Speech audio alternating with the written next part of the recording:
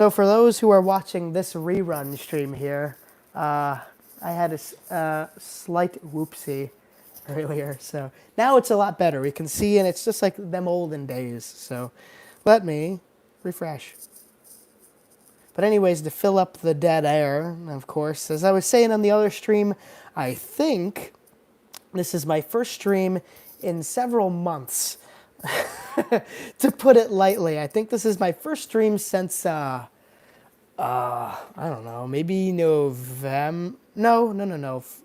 Since maybe I don't know when the last stream was. It was at least about a year ago. So, anyways, almost there, everybody. I see chats coming back in. I just got to get it back on my phone. Great, wonderful. All right, and let's pull it up. All right, great. There we go. Looks great. All right, we got everybody back. All right, so we got, again, saying hello to everybody. Thomas Trains. We got Charlie Baker. We got the great DNH Old Ohio Angler. Tom's Trains and Accessories. Yes, Happy New Year, of course. We got Drunken Pug, Trainman 1993. And now everybody will start to come in. So Trainer 97 says, because I see a big long message, Corey, my man, how's it been? So many things have happened since I last saw you. Oh, big boy, no kidding. Had a great Christmas and even got new trains. Of course, got new trains. One of the best Christmas gifts, besides peace and being with your family. We've got Devon McKenzie coming back in. We got Isaiah coming back in, and many more LGR and many more who will come back in. So anyways, everybody, I think I got to show you. Although I'm going to wait for Dennis to come back because I have a little shout out I got to give to him, of course. Oh, also, I've got the shirt on. I forgot to unbutton my shirt. I don't know where my Black R's Train shirt went, but I know I have the beanie. But there we go. It's like Superman. So that feels a lot more comfortable. But again, hope everybody is having a fantastic night tonight. And I guess before I show you guys what I have to show off, we'll kind of talk about what we'll run tonight. So on the outer loop here, I think this is its first stream it might ever be on. But this is the Lionel 2055. I always get it confused. I got this for Christmas last year, and it's been such a cool engine. And the reason why is because it has white walls. People will see a lot of New York Central Hudsons and that stuff, but I think, well, obviously somebody custom painted this engine, and it just looks so good with the white walls. It looks a lot like an American Flyer locomotive, which is one of the big reasons I liked it, because I'd love to get American Flyer, but I don't want to have to get another whole scale of engines and stuff. So I just thought, hey, fun to get an engine like that. I guarantee you I'm going to start it up in a minute or two, and I'll forget that it's not couple little to take off. We got the 681 in the inner loop here, pulling the Keystone Limited, I call it. Oh shoot, I don't know what this Dex train's called, because that one's got the Pennsylvania engine with Penzie cars too, but there's the 080, of course, as you remember, the 565 with those, or not K-Line, Rail King, with the Rail King coaches. We've got way over there, I cannot remember the number of it, but it's a 600 series Lionel 462 post-war engine pulling around freight cars over there. And then a little later on, we got the Canadian National GP7 pulling the auto racks. So we got that stuff running here. And on Littleville, we have Alco number 5, which we'll do some freight switching around on. So, yeah, anyways, so many more people came in since I last said hello. Again, New York Central, Railroad Fan, 5345 coming on in. 1-800 Clyde saying, Corey, play with trains, which is exactly the theme of this. That's been the theme the past 5 years. We got Berkshire Main Line. We've got Thomas Trains, who says, hey, Corey, I got the Lionel New York Central water level freight set from 1990. I think I know though. Is it like a little 442 Atlantic or something, and it has a bunch of freight cars, or is that the one with the like a Hudson or something, or a Niagara? I can't remember, but either way, very cool. Let's see. We got Trainer 97 saying, funny enough, Corey, one of the new trains I got is the Markland Z-Scale German Streamline passenger train set that's running and circling the monitor.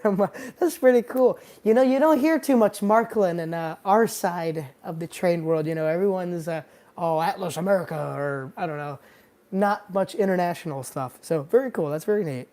Let's see. Berkshire Mainline says, got any New York Central Mohawks? No. I kind of wish I did, but I don't know if they'd fit on the layout. It'd be a little bit tricky. Well, yeah, no, I mean, most fit around 072, but I'm looking. I'm searching, just like Del Shannon. I think that's a song by him. No, that's not.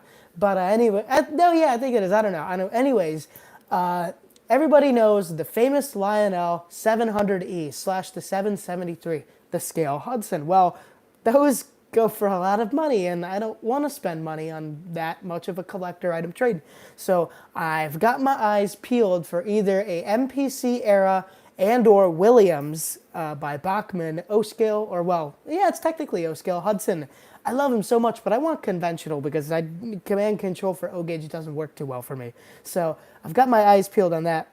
So that's kind of more up on the New York Central tier than the other. Oh, Drunken Pug, I don't even have to drop a coin in it. I was running trains the last night, making sure everything was running well, and I think all I did was I picked up my glass and it went off. So it'll probably go off by itself. It's probably haunted.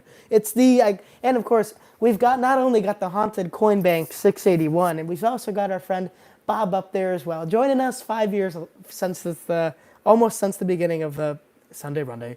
So Isaiah says, I got a Lionel post-war engine with white walls and several American Flyer engines. Very cool. I don't know many post-war engines, Lionel that is, that have white walls, so very cool. We got Mountain Scale Rails saying hello. Hello back at you there. Let's see, what else? We got Sparky again, of course. Good day, Sparky.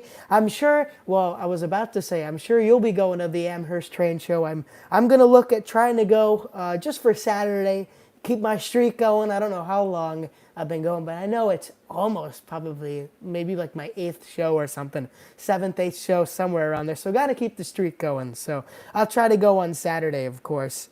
Oh, very cool, Thomas Strange. It says it came with the 3000 Mohawk. I know that one you're talking about. I've seen it before.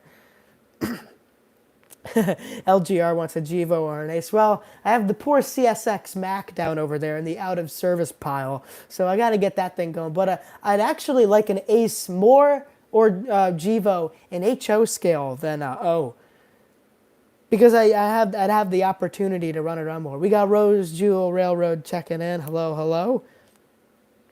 Well, I just say it's haunted for fun. It probably is, though. I mean, it goes off on its own. I'll show you in just a second. We got Radar Diddy saying, oh, hello. Let's see. Oh, no, Sparky can't go this year. It says working 5 years running and nope. Oh, that's too bad. I know, it was fun going to the Mini Prince booth last year. Train Nerd 97 says, curious, Corey, ever thought of trying out any Lego-style trains? So, if anybody watched the Amherst video I did from last year, you'll notice the thumbnail, and I don't know, maybe he's here, Alex. I can't remember his YouTube handle, but it was like Lego Historian, I can't remember. But anyways, though, Alex made an incredible Lionel Blue Comet, and that was the thumbnail for the video, and that was like the special, the video, like it was so cool. So he had gotten me really briefly into Lego trains, but the only thing that kind of sucks is there's not that much people in the Lego. It's kind of like a growing thing, but it's not like HO scale, where there's like a dozen other people around me who have stuff like that. So as much as I was thinking of like, oh, maybe I should try to put together Alco 5 or something, or at the railway I work at, or the scenic train I work at, I'm like, I kind of rather funnel more money into the O-gauge trains or the HO scale. So, but Lego, I don't have one around me, but my hat goes off to anybody who does L scale, as they call it. It is so cool, and it's really fun to be able to create your own Lego and stuff. I have a whole bunch of Legos underneath the layout here, but it's just, I don't know if I want to break them out because it takes, you got to download, because people make the whole, instructions online, so you got to download it, you got to know what bricks you have ahead of time, or you got to order bricks and that stuff, but it is very cool stuff, so my hat goes off to them.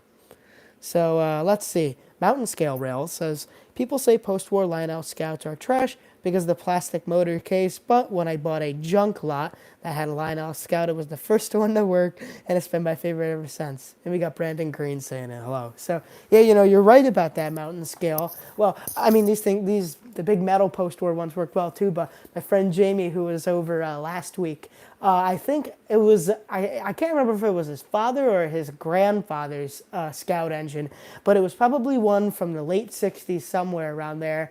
And, a lot of people would just, throw it away thinking, oh, it's junk. Or even people kind of like myself, not saying I would throw away, but people who, like to collect trains would be like, oh, it's just a junky Lionel engine. But all I did was just put a few drops of grease on the gears. I oiled the moving parts and stuff, and it was a little bit rough, but then it started going away. So it was really cool because it probably hadn't run in 30 years or something. And then my friend Tanner, I think I put them up as YouTube short videos. I can't remember. But Tanner brought over, it was his grandfather's 681 turbine, which probably hadn't run in 40 years. And it didn't run that well. I think there was something wrong with the motor on the inside. I wouldn't be surprised if the the brushes, if the brushes are worn out. It probably needs a cleaning anyways, but we were still able to, do a quick service of the engine and start it moving again. So, I mean, if I go to something with command control, I could leave it, sitting on a shelf for a year and it won't work by the time I put it back on the layout. But these things, like Tanner's grandfather's, are like several engines in my collection. You put it on a shelf, you can put it in your attic, put it in your garage. Be a lot of moisture. Well, a lot of moisture is going to make it rust. But what I'm trying to say is you can leave it aside for many years and it'll still work. That's the magic of these old Lionel trains I really, really like. So, yes, Isaiah, thank you very much. So, if you're here right now and you like the stream, of course, make sure to smash the like button. I really should have smashed that. I swear I had like a saying that went along with it last year, but it's trying to get the gears in the brain working again. So, but yes, if you like the stream, of course, make sure to smash the like button. It helps out very much. Clyde says, I think of you often when a bigger gauge video pops up. How's the 9.5-inch scale? All right, yeah, I think it's the 7.25-inch, the big one you're talking about. But yes, doing very well. So I haven't gotten into running it in the past few months just because I've been so busy with the train I work at and just college and life and cars. So, oh, well, CNO 2727 Productions asks a very important question I get every so now and then, but I always love it. It's always fun. He says, what's your favorite steam locomotive? Well, that one is very tricky because we got to talk about steam locomotive in real life or steam locomotive in the collection here. If I'm going to say in the collection, that's easily going to be my grandfather's Blue Comet. For those who've been around the channel for a long time and know the lore of ours trains, obviously the Blue Comet has been a part of the channel for a very long time, and it holds, my big red R train's heart, but holds a special place in my heart. But real life would probably be the Delaware and Hudson Challengers. For those who don't know, it's basically just take a Union Pacific Challenger and then just put the front of the Polar Express on it. So that, by what I mean, is like kind of the bell overhead and the sunken headlight.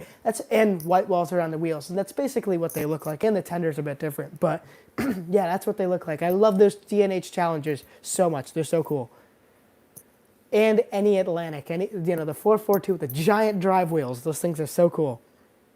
So let me get as you know, the cheers, the swig of water. Oh, I need my logo. I need an R's Trains cup. But anyways, let me show you guys what some of the stuff I picked up from Europe here. So anyways, let's see what I got.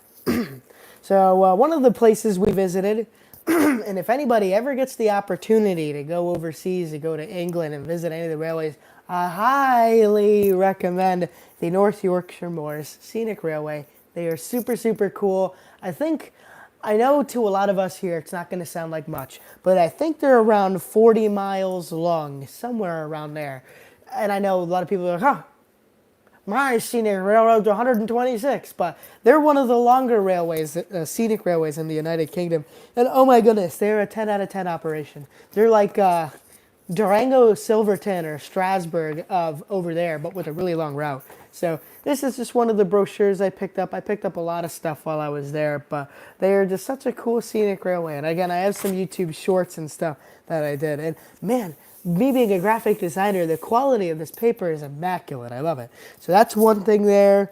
Let's see. Oh, I actually didn't get to visit that one, so we'll take that one out. This was the first railway I visited while I was there. And we think we have it hard here. This name, the GWR, can any of you pronounce this? I know I can, but it's the Gloucestershire and Warwickshire Steam Railway, I think. Yeah. So look at that.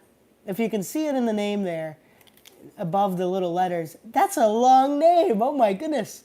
And then there's other railroads with like the shortest name on the planet Earth. So That's a long one. Gloucestershire Warwickshire Railway, but they were a very cool railway too.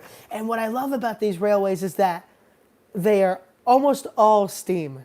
You know, when we go over here, not that many scenic railroads do steam anymore, or in general, but man, the Brits absolutely love their steam railway preservation. So them again, they were such a, not only a very friendly, you know, and so were, all of them were, but such a really cool route. And they had a tunnel. How could you can't go wrong with a tunnel. There's not many tunnels on scenic railways over here. So they were a very cool one. So that was that there. Let's see, what's next?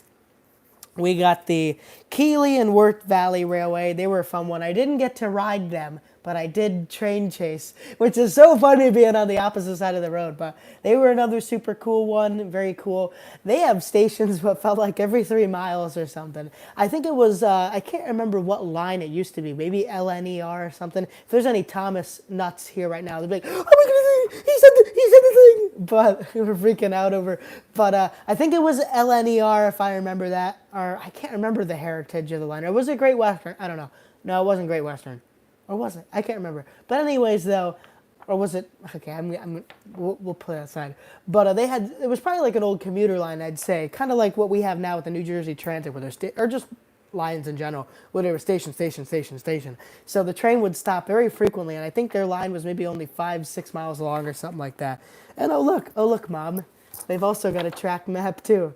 So they had stations everywhere, and it was so much fun to go from. And the stations over there are beautiful. You know, a lot here in the United States, we have a lot of wood-built buildings, but over there, so many of the stations and houses and stores and all that stuff are all built out of stone. So you have these beautiful cobblestone or limestone train stations that are, you know, like 120, 140 years old. They've got such a unique charm about them. I really love them. So that was one place I visited. Let's see, I got the North York Moors thing there. And then the last railway, the scenic railway I visited, was one of the oldest railways in all of the world, actually. Predates the locomotive, is the Tanfield Railway. It says since 1725. That's 100 years almost before the invention of the steam locomotive. But Tanfield is very cool. They were a short one, but they specialize in lots of small steam locomotives, still standard gauge, just like everything else. But oh look at that! Oh, they have a nice track map too.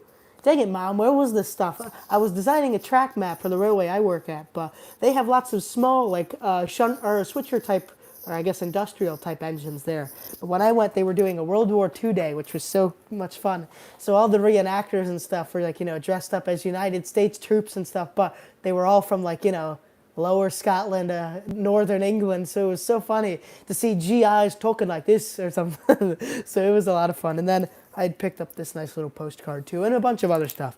So I saw a lot of messages coming. I'm very sorry I missed so many of my friends. But let's see.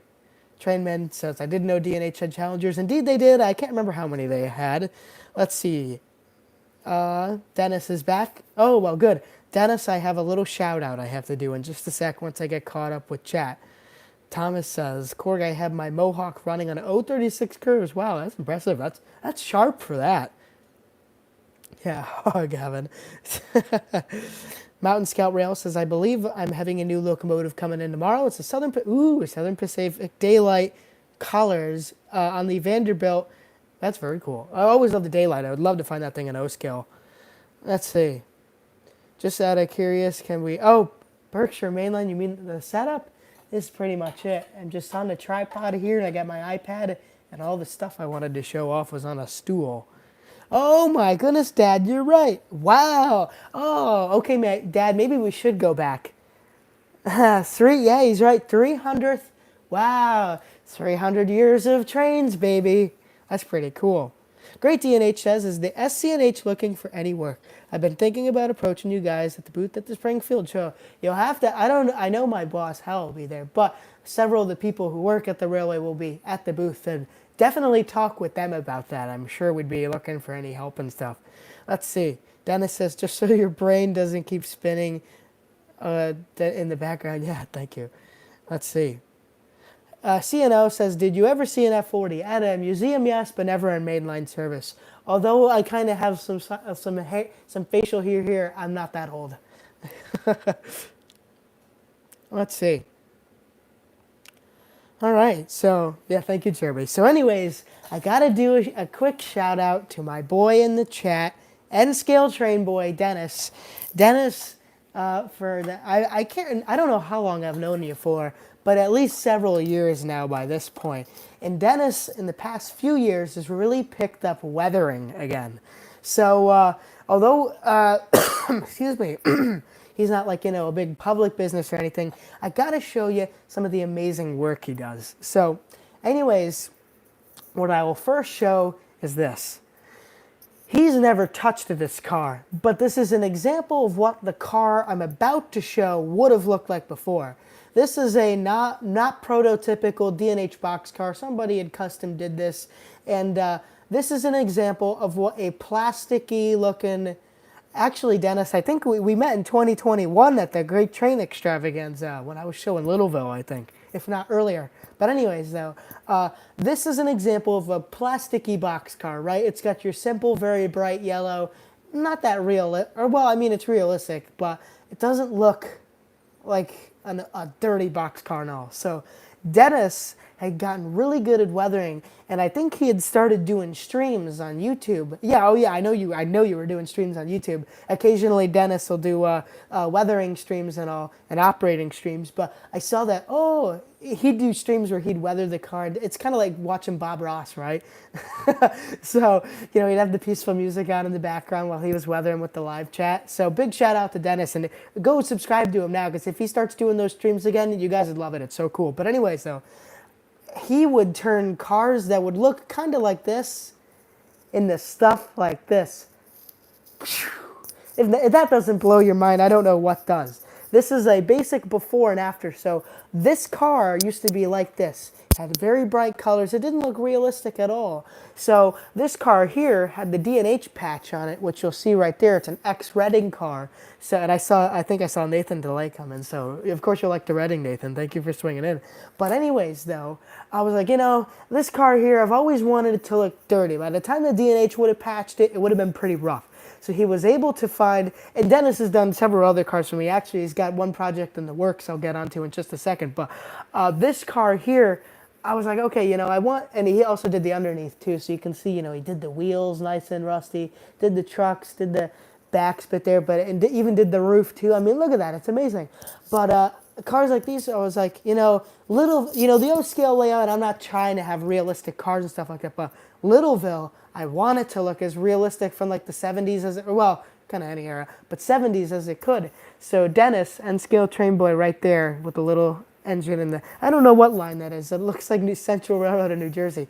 But he did a out of the park job with this. It's amazing. I absolutely can't believe it. So I have some of his other cars he worked on in Littleville too. And he's done a few steam era cars for me too. Just kind of dirtying up some old wood-sided box cars.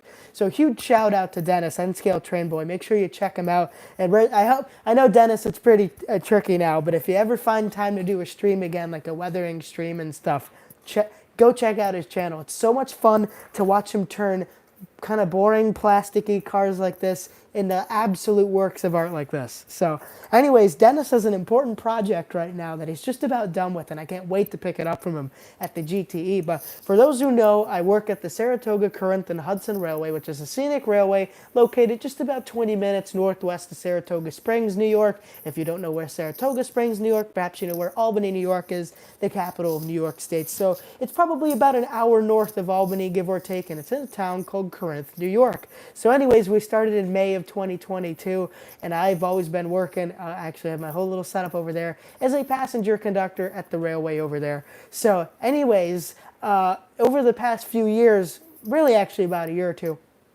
I've always wanted to build our train in HO scale. For those who've been around scenic railways, know and can kind of relate to, or at least have tried to model any scenic railway, is that scenic railways often have kind of like a hodgepodge, a mix of different cars and that stuff. Rarely are you ever going to see authentic cars from one line, right? So, for example, one place I know that has a whole heck of a ton of different cars is the Adirondack Scenic Railway, which is in Utica, New York. They have so many different passenger cars, all the different heritages and all that stuff. Or another example, let's say, what's the name of the museum?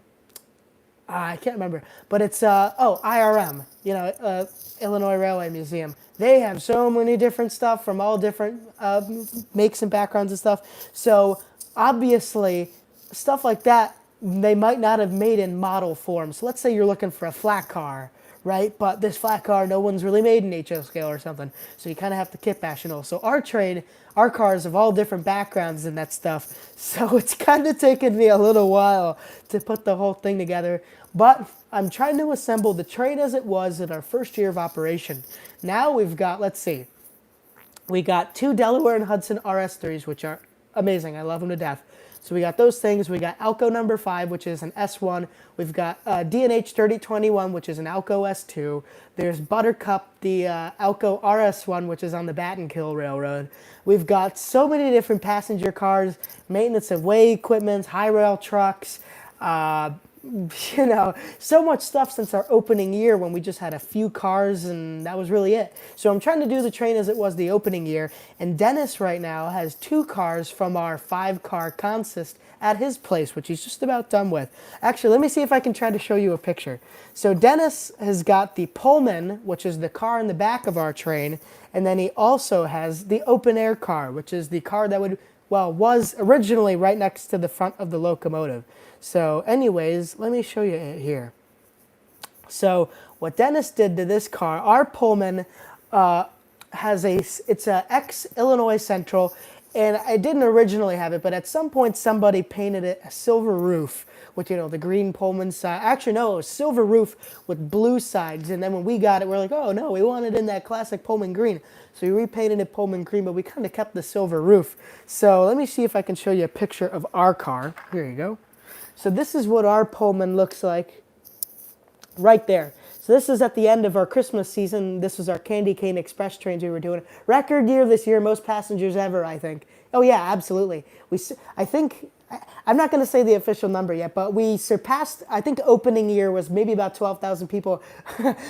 We almost tripled that. So anyways, though, this is what so that's great. It's awesome to see Scenic Railway doing well. But anyways, though, this is our Pullman car. Absolutely beautiful, built in 1916. And there really aren't that many cars like that out there in the HO scale world already that kind of look like that. Either you have the ones that have kind of like that old Tyco or Athearn blue box scaling where the Pullman's too short, it's not as long as it should be, or other cars, the roofs aren't right where they'll have the sleeper roofs and stuff. So I had to dig deep, and I was able to find a Bachmann Spectrum Pullman car that closely resembled ours, not exactly right, apart from the windows, that stuff. But anyways, I sent it to Dennis, and this is how he has it looking. So obviously the light is a little off because, he's taking it through the picture of a camera instead of seeing it, in the eye or taking it outside in the blue snow. But this is how he did our Pullman here.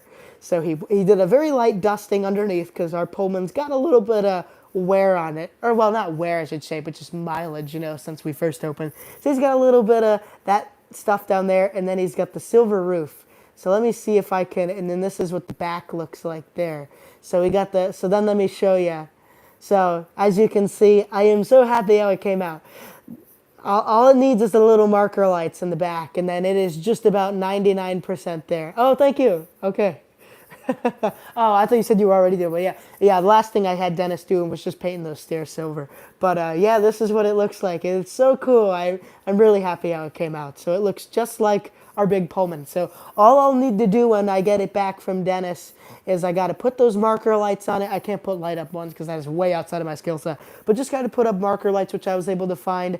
I'm debating of doing. I designed this, folks. I was the graphic designer behind making this drum head here for the Pullman car. But besides doing that, I then just have to put on the decal, Saratoga, Corinth, and Hudson, Cateros, because that's what we named the car. So once I do that the car is going to be 11 out of 10, because what's cool about this Bachmann Spectrum car is that it lights up. So when you put it on the tracks, it has functional lights, which is really cool. And Dennis did even more than he had to. I didn't tell him he had to do it, but he also, Carter, you're here, let's go. We get the gang's all back. All right, well, good to see you, my friend. I was talking about the Europe train vacation earlier, how you would have remembered all that the British trains, of course, from Thomas and stuff. So good, it's great to see you, my friend. But anyways, I don't know where I left though. But it'll be an 11 out of 10 car because Dennis decided to also paint the interior too, do some of the walls, and do paint some of the chairs too. So Dennis, thank you so much. You did an absolutely great job, and I can't wait to pick it up from you at the Amherst train show. So, and I can't wait to get the rest of the train too. I have the coach car being done by a gentleman, I believe called, I can't remember the name of his business, but he's in Arizona and he does professional grade level modeling and that stuff. So I had our coach car for our passenger train is X Amtrak X Union Pacific. So the car that I was able to find was a Union Pacific car named the Portland Rose. If anybody knows the trains they have out west on the Union Pacific, you might remember that car behind some of the Union Pacific excursion trains. But anyways, it was almost an exact clone of our car. You know, same type of, I believe they were built by the American Car Foundry Company, something like that. But anyways, though, I was able to find the car. But the problem is, I was like, shoot, it's got that yellow Union Pacific paint on it, and our car does not have that stuff. You know, it's basically just like these passenger cars down here, you know, where it's got the almost all silver. So I sent it to him, and he's, you know, taking all the paint off it, giving a complete, you know, professional redo. So that car will be great once it comes in. And then I have another gentleman working on the first class car and our com car, which is an X baggage car. So then, yeah, Alco 5 is also over there. So probably by mid to late this year, I'll have the whole train back together. And it's going to be great. I'll be the very first person to have the entire SCNH train done, which, now that I say that, knock on wood, somebody's probably going to beat me to it and be like, oh yeah, look, I assembled the whole thing in 2 weeks. So, but anyways, let me catch up on chat. Nathan says, Corey, how many times have you been to the Wanamaker, Kempton, and Southern Railroad? I've only been there once, which I believe was a few years ago, but they were a great little railway. Yeah, they were a lot of fun. So let's see. Not Gavin checking in. Hello, hello. So Carter says, evening all. Can't stay for long, but just wanted to pop in and say hi. Well, thank you back. Well, what was that sentence there? Thank you for coming back, Carter, and welcome back to Sunday Runday. It has been a while. So good to see you. Let's see. I got to scroll down a bit. A lot of messages. LGR says, is the SCNH a dead end both ways? Technically, yes, we don't have a siding to run around the train, so we just do the shove, as I call it, where the engine will pull the train down, and then we shove the train on the way back with the trainman, or, well, conductor, on the back of the train. So let's see. Let's see, going down. Nathan says, have you ever met SMT Mainline before? No, I never have, but I'm hoping maybe he goes to the Amherst show or something like that. And we always know his classic intro. Actually, no, I don't. It's been a little while since I watched it. How did his intro go? Was it something like, well, folks, today, and there, something like that? I can't remember, but iconic. We all grew up watching his videos. Let's see. Thomas Train says, I'm going to Texas this summer to try and catch the big boy. Very cool. I've always wanted to see the big boy. They should do it again. Bring it back up here. Bring it back to Schenectady where it was built. That'd be super cool. But good luck turning that thing around. Actually, yeah, they can turn it up around by the Y by my house. Yeah, I'll be all for that. The weight, hey, it can take our rails can take the weight. Mountain Scale Trail says, if you ever plan to get more post-war, I am making a request for you to try to get it. I know, I do need an old line. I would love one of those really early Lionel Scouts, you know, right after. Hey, we got Burnsy. Check it in. Burnsy, nice to see you, my friend. Dennis says, thanks. It was a lot of fun to do, and I always enjoy being able to help a friend out. Well, thank you, my friend, and thank you for always taking my kind requests, because I know you're not a business. But Dennis is like, sure, yeah, I'd be happy to help you out. And be like, this might take up several weeks of your time. Be like, yeah, no problem. Hey, we got Mike, Kisco Falls Railroad, coming in, saying, hey, Corey, great to see your channel active again. You know, it's fun to be back to the YouTube game. Oh, yeah, Nathan, I know. I got to get back there. I can't remember the name of the engineer who was there, but he's been a part of the railway for, I think, since its opening year. And he was very kind enough to give me a cab ride when I just simply asked. So and they have such a beautiful little station and so cool. And the railway basically looks like it would have, you know, from the 1930s, 40s. You know, kind of have that dirt ballast road bed with the old tracks and the stuff, all the jointed rail and those really old passenger cars and stuff from like the 20s or 30s. It's so cool. And they got the semaphores, you know, the working semaphore signals. Those things are super cool. All right, well, anyways, I guess I should probably get the two. Oh, yes, I will be trying. I'm going to try to go to Amherst on Saturday. I got my whole shopping list planned out, and I'd show you guys, but the problem is I don't want anybody to snipe my purchases off of eBay, because I kind of have what I'm looking to get at the show this year saved also on my eBay watch list. So if I don't find what I'm looking for, I can always just get it on eBay. But that's the one thing I don't like. I love Amherst to death, and I really don't mean this at all, but it's just sometimes a bit of a hectic shopping experience because, you know, there's like thousands of people there. So, you know, you're trying to look at a thing and it can feel just so overstimulating at times. So there's like just white noise of people talking. I can't focus on what I'm trying to buy. Like dozens of other people trying to look at the same thing I'm trying to buy too. And it kind of feels like, you know, since I only have one day to look at the show this year, like, okay, I can't spend too long looking at this booth, but then I'm losing time elsewhere. So I'll be going with my friends Jamie and Tanner, and it'll be their first time too. They're going to love it to death, but we're all going to struggle a little bit this year with the pacing, of course. So yeah, I probably won't do a video or anything. I might just get a few short clips and maybe talk about, oh, this is what I got, or, you know, this is what it was like, or maybe do a few short videos. But I think I'd just rather enjoy the show. You know, what's the point of traveling all this distance when I can't even enjoy and see what I want to do when I have to like film it through a phone or get pictures and that stuff? So I think I'm just going to enjoy the show this year and not worry about having to do a video or something. Especially that video I did 2-3 years ago where it was like, what? Like, an hour long or something, like every single layout at the show. That was a fun video to make, but I had no time to shop. So this year it's kind of the other way around. Just enjoying the show and having fun and saying hi to, of course, the many people who will probably walk up and say hello to me at the show. So anyways, where'd I leave off? Let's see. Yeah, I'll keep an eye out for you too, Mike. Ethan says, Corey, I was told they left Ferrero just the way it was when they abandoned the WKNS. Have you been to the model train room? No, it was closed when I there, if I remember that. Was it in a box, or you said in a passenger car? I think the passenger car was closed or something. When I went was 2020 COVID, so obviously if they don't have to have it open, they don't need to. So let's see. Anyways, I think though, now that we got everybody here, I will probably start running trains. Although, I just see a big message from Dennis. Dennis says, I'll have the opposite experience for once this year. I'm going for the whole weekend. I'll have oh, no kidding. Oh, was that the module you were setting up with at the Amsterdam train show? I'll have a module at the Northeast End track layout, and I'll be helping out at the NMRA booth 2 hours each day. Oh, that's great. Wonderful. I've been a one-day person in Springfield every year. I know, me sometimes too, but it's nice to do the 2 days and stuff. So,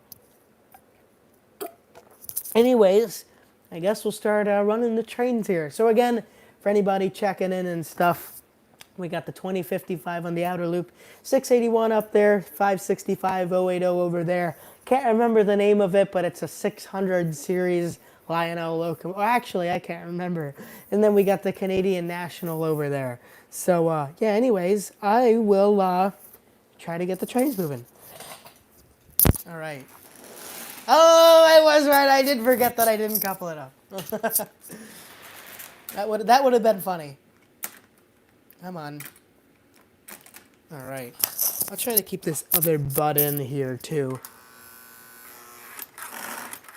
It's got a semi-heavy load. So I first want to make sure, yeah, Isaiah, I know, right? It's been a long time for the rail fans here. So let me make sure I get everything paced right.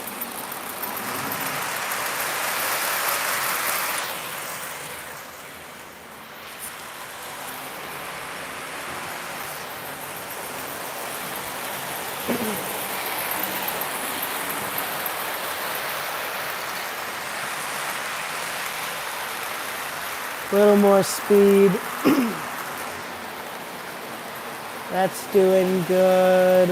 And then a little faster for this team. That's the thing with conventional trains. You always have to be super careful with the throttle. All right, you a little faster. All right. Okay, I think, nope, I see the 681 stalling out. All right, I think we got our stuff going. So let me turn the camera around.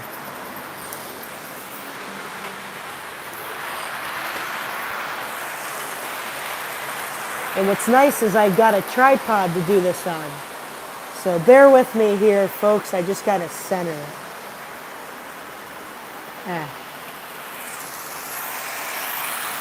So yeah, anyways, I guess as an update for the train layouts, not too much. Hey, Phantom, great to see ya. But what was I saying? I don't know, something along the lines of not too much has happened on these train layouts since you've last been here, my friends. Basically the same amount of stuff that's been here the last time. Well, thank you, Matt Gavin. Isn't that different here? But yeah, again, everybody, if you're liking the model trains, make sure to smash that like button, as Bob would say. How you doing tonight, Bob? He's doing his little dance like I did many years ago. Like the video for Bob's sake.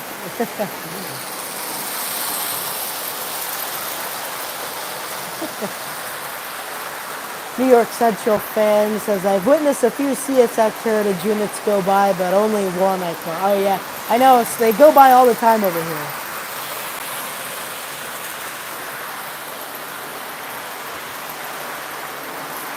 I'll put Bob back. Turbine's smoking good tonight. Matt says, gotta love the classic post-war here, except for the top engine running. I love that 565. Lionel did a great job with that because I haven't had to ever add a drop. I probably should, but I haven't had to ever add a drop of lubricant in it. And it runs so nice and slow, always at a nice consistent speed, never fluctuates in speed or anything. It's really a really well-built engine. I like it a lot for being made in China.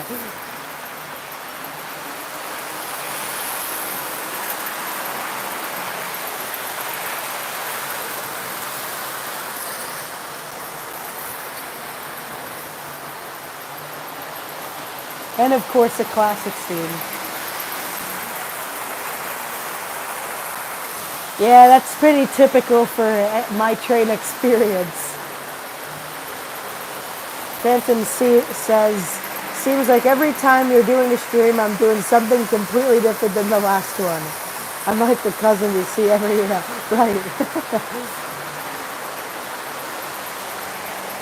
Hey, Eric. Oh, it's so good to see you, my friend. That's Eric at Rondack Junction. I know, look at this. I know, I've got to get up to Aaron someday, but it's so tricky with my schedule and stuff. LGR, it's pretty simple. Our line connects to the CPKC main line, so they just shove engines up at the drop-off switch, or, off of the switch to the main line, and we pick it up. So, pretty simple. Let me get that iconic view. For those who have watched many of my old videos, I know this is a classic angle here. Problem is, they're moving so fast, it's kind of hard to read them.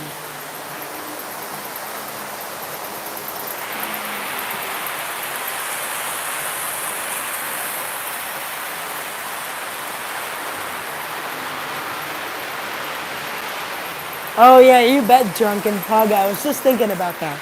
Oh, I forgot to turn this one on.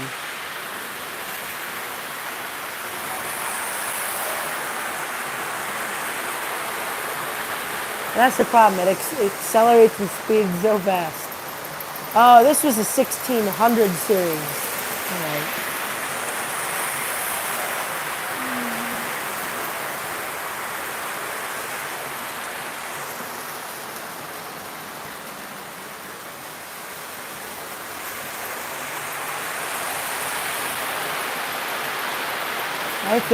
This is the new money shot where you can see all the trains in one image.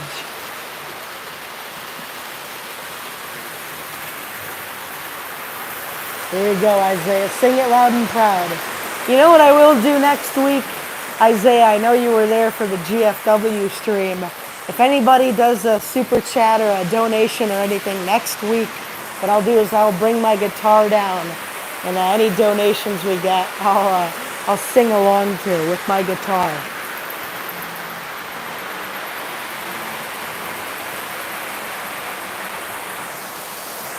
Nick, hey, good to see you. How was the WTIU working out for you? I watched your video on that not long ago, and I completely forgot that it not only came out, but seems that everybody's having issues with that thing. Because I think, yeah, you had to do a whole lot of reworking for that thing.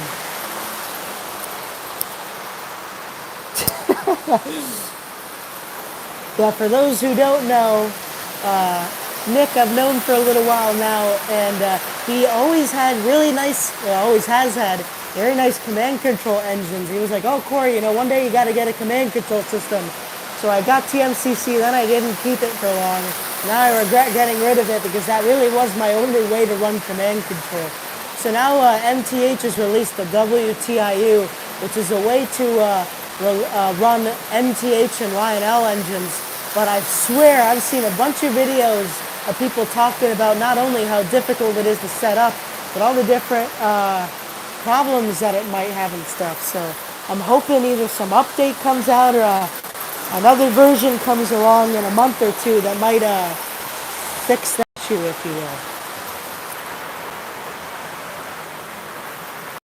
Let's see, I saw somebody ask, Train Tractor says, what's your favorite locomotive at the SCNH? Well, as much as I'd like to say one of the RS3s, it's going to be Elko number 5, because that's the engine that started our railway, really helped to start the Adirondack Scenic Railway. It was at Strasbourg for a little while, and I mean, heck, it was Elko plant switcher, so it helped build everything at the Schenectady Elko plant. I mean, how cool is that?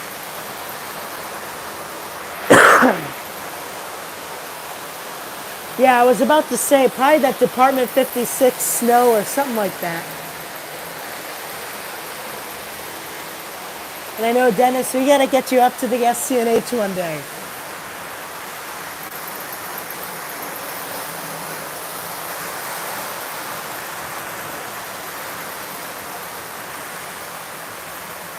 All right, have a good night, Matt. Nice seeing ya.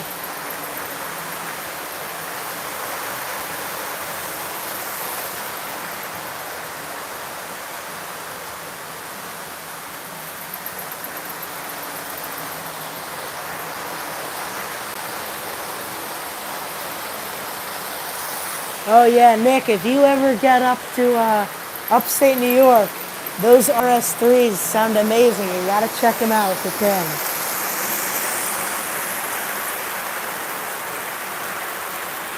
Oh, where's the 57? Oh yeah. People will say this is weathered, and it sure looks like it is, but this is actually fire damage. Now, I never had a fire or anything, but the gentleman I picked this up from, he had a fire on his layout. And I was like, oh man, that's too bad. But then I was like, oh wait, this actually looks really cool. So he's like, okay, cool, you can have it. Oh, I missed a comment. Fran says Alco 5 is the most treasured diesels running in New York State. I absolutely agree. Let me show you my little Alco 5 collection. Sorry about the shaky camera. Oh wait, I gotta tighten it. There we go. So anyways, this is my conductor's hat I wear every year. Since obviously we don't have a train right now for the off season, I'm like, oh yeah, well, obviously I don't need to have it on. So got the hat there. Very nice gentleman, Steve Myers, gave me this CSX lantern, brand new. So I was using this year, and it's so much fun. And I mean, oh my goodness, modern railroad lanterns are so bright. I mean, I can illuminate everything with that. So this is what I was using while I was conductor this year. We have one of our very first brochures, the first 3 tickets that we ever gave out, or really that were in the pile. We got my little business card over there. This was one of my punchers I was using earlier this year to do tickets. We got Bradley P. Bear, which is the bear we sell. This is the other lantern I use. This is a bare bones lantern. They're great. I love them to death. And then this nice little engine my friend Tommy gave to me. Oh my goodness, oh no, the sun's absolutely killed it. It's green on one side and blue on the other. And then, where is it? We'll go to Littleville a little bit later.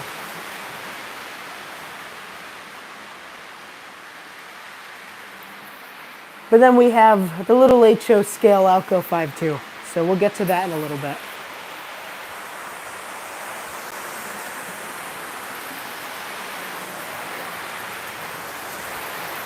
It is it's the hour, my friends. Anybody miss a night run?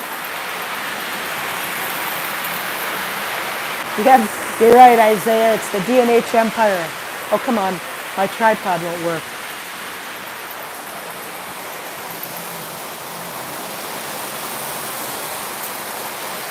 So, Nate, what's really cool about that is all scratch built. That, yes, that is Fran. It's an Atlas Alco 5. I got a custom DCC sound. But anyways, though, that Zeppelin that I was showing off was all scratch built by myself. It's one of the most, besides I guess the layout, one of the most intense projects I've ever worked on, but I'll show it off a little later. I am so proud of how it came out. It looks amazing. I gotta say, the 681 turbine's doing well. Drop a like below if you like that turbine. Yeah, thank you, Nick.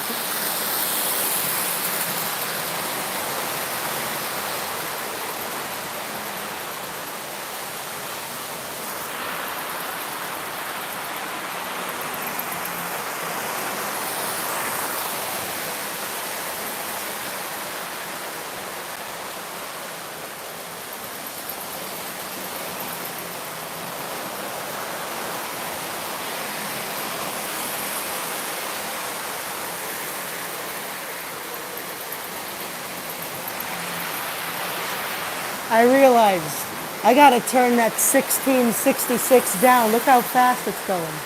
Also, has anybody ever had an issue with old Lionel trains where the headlight just turns on and off? Is that like a dead bulb or something? Watch. You'll see the headlight go on and off. Well, I guess it's currently not turning on. But the headlight will turn on for a little bit, and then it'll turn off. Let me try.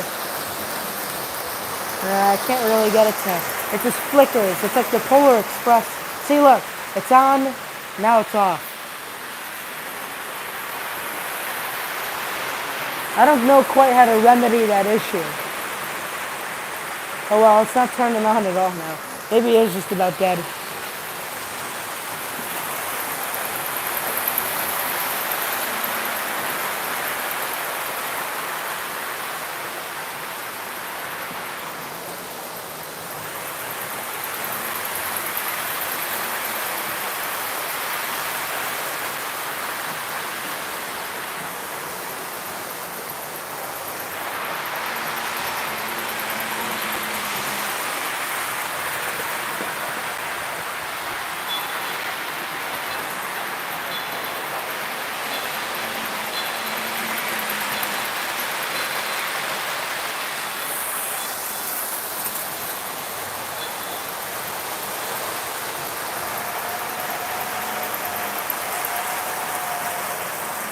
Yeah, right, Nick. Okay, yeah, so maybe the bulb is a little bit loose.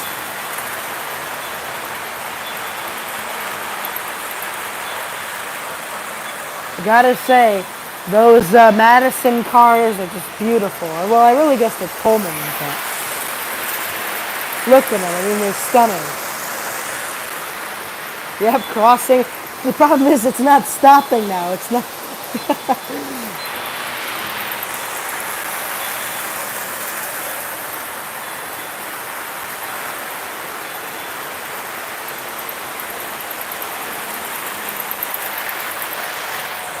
That and I guess, I don't know if it's the rollers are bad, but I'm sure the bulbs are gone. But we definitely need new bulbs in these cars. Train Tracker says, I've always been a fan of the SC&H, and every year I get to visit, I say yes. Oh, well, Train Tracker, I don't know if you've introduced yourself to me, but if you're ever at the train, you might have, because I know sometimes, but the problem is, I think we've seen like over 30,000, 35,000 people this year. So obviously I can't remember everybody's face, so. Yes, don't forget to hit that like button. Dennis says, question for you. Since I'm here in real time, are the stairwells on both sides of the Cater-Off silver? Just the rear. So those back stairs that would go to the other car, where the porches aren't, I'd almost paint them black to make it blend in with the underneath. Because our car doesn't have back stairs. They got removed at some point. Well, there you go, Dennis. Glad I could be a nice background audio for you. So Nathan, I based my Zeppelin off of the Hindenburg and or the Graf Zeppelin. So the difference between a blimp and a Zeppelin being a blimp doesn't have an inside skeleton and a Zeppelin does. So Nick, I'm going to Amherst, but you're going to be going. Well, is this going to be your first time going to the show? Hey, well, thank you, John. I appreciate it. Yeah, I think I remember you telling me about that. I wish I had S-scale. I'd love a little American Flyer layout. Oh, I didn't even know there was a show in Utica next Sunday. I was thinking of going over next Saturday for the Adirondack Scenic. I've never gotten to ride them before.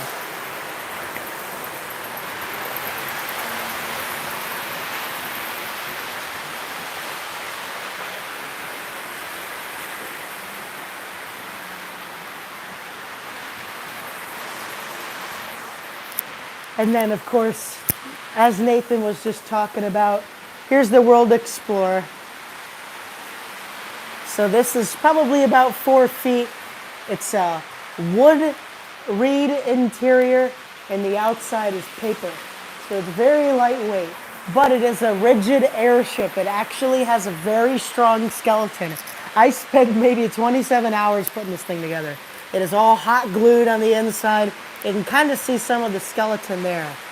So, yep, and then I got all of its little propellers. I just love it. I always wanted to find something like this, but I never wanted to spend $300, $400, $500 trying to purchase a model of a Zeppelin.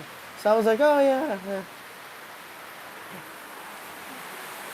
All right, but some bits of it might be balsa miles, but I believe it's mostly just those old reed wood. Maybe that is balsa, I don't know.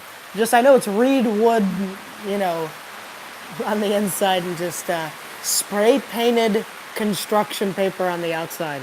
So absolutely love it. And then yes, for somebody who pointed out, this is the D&H shelf.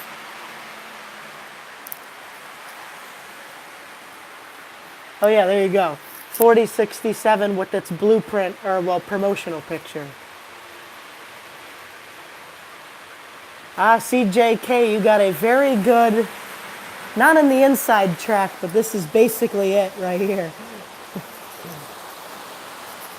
And then, of course, we've got this very rare model of a Challenger. And then some other D&H goodies. Yeah, I know Dennis here. Dennis had his little N-scale train set up right over there where the track is. And then this was new since you guys were last here. This is the service wall. This was always here, but I didn't have a shelf to display all of my World War memorabilia. So this is some of the fun stuff I've gotten over a past while. This is one of my favorites as an officer's cap. It's super cool. And then there's my grandma by my grandfather's Buick in Japan. And there's my grandfather there. He's the one who got me into trains. And then there's my Uncle Johnny. Around this time right now, he was in the Battle of the Bulge during World War II, which was 80 years ago. So, yep, that's that stuff. Oh, I just noticed. The lights are very dim. And then we got these fellows here.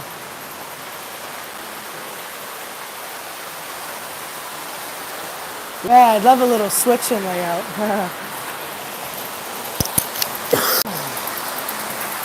Sorry for all the bumps. I just have to set the tripod up.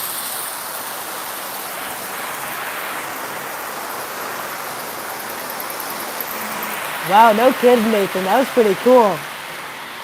That's some neat family history.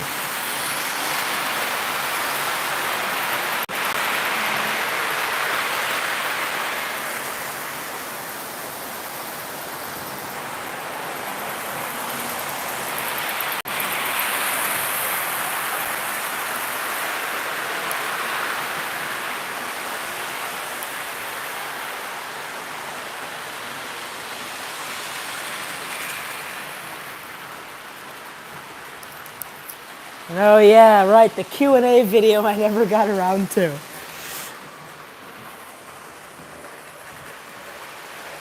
Hey Randall, nice to see ya. Thanks for swinging in. We got it, my friends. We have to do a exchange here because we got to get that guy running on this track. So I'll show you how I do a little operation like this. So the first thing that's got to happen, yes it does, Nick. Somebody had custom painted white walls onto it. Obviously it never came from the factory like this, but I'm like, oh my goodness, I prefer this 10 times more. So anyways, folks, here's how I'll do it. So what I'm going to do, because I don't have room in that yard over there, way down there, to put this train into. So what I'm going to have to do is put it on the inner loop. And remember, folks, this is, oh, you bet I do, Train Tracker. Let me, I'll try to tell a little later, but I've got a fun story about air brakes. So anyways, let me try to move this here. Sorry, folks. All right, let me zoom out just a little. All right. So what I first got to do is I've got to move the turbine back, and then this guy's got to come ahead. I'm going to have to shove the train into that back tunnel there. So let's get those switches. All right, I think I got them set, and I will just then very slowly back this train into the tunnel, which will clear the outer main.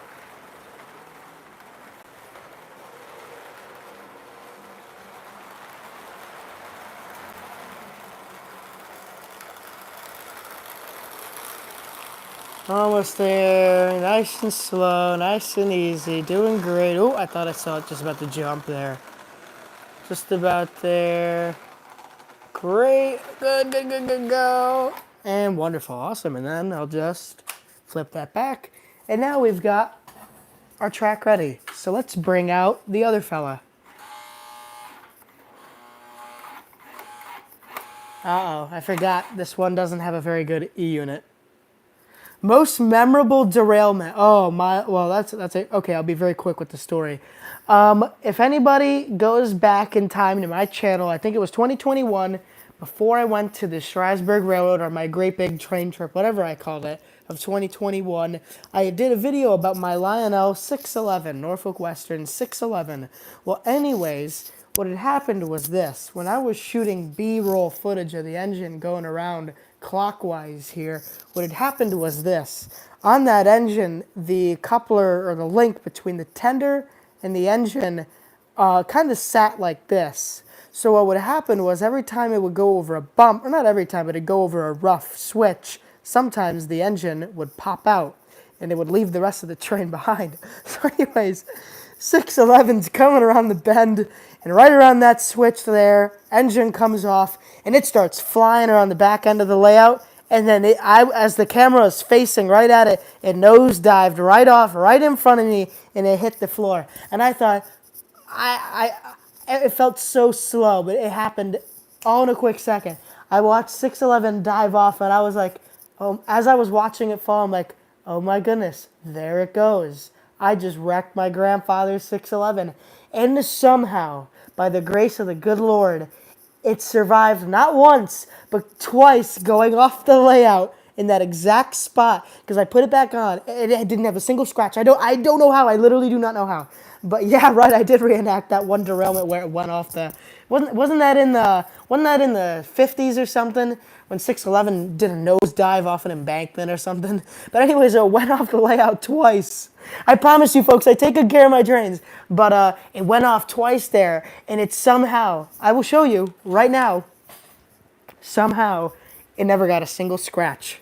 It somehow landed on the front steps, and I guess my guardian, well maybe that was about it. So obviously, that's nothing. So it somehow landed around there both times, and look at that. I mean, I gotta dust it a little, but it's in, perfect shape. So I'll show you. Oops, 1 sec, I forgot it was plugged in. Let me unplug it here. Oh, those silly little mighty sounds of steam cords. Ah, come on. Okay, there we go. So what had happened was this. So 611 was coming right around. I had my camera set up right here, and it went off. the layout kind of like this and landed somewhere around here. And oh my goodness, that was a very bad day. But I love you very much, my little baby. I'm just going to put you down for here for now. I'll put you back up later. So yeah, smash that like button for 611 going off. But anyways, you've got a faulty unit. Try to go forward, please. Okay, let's see. How about now? Here it comes.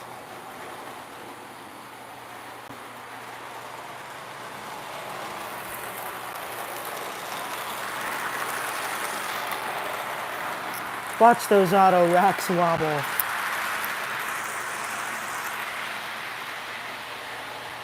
Oh yeah, smash the like button for 611 surviving the wreck.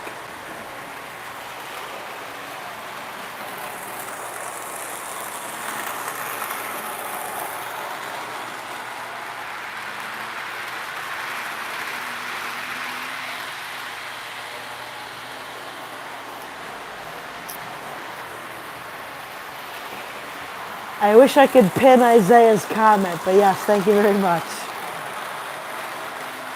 But watch those auto racks wobble. It's like bat and kill track. It's like Pan Am track here.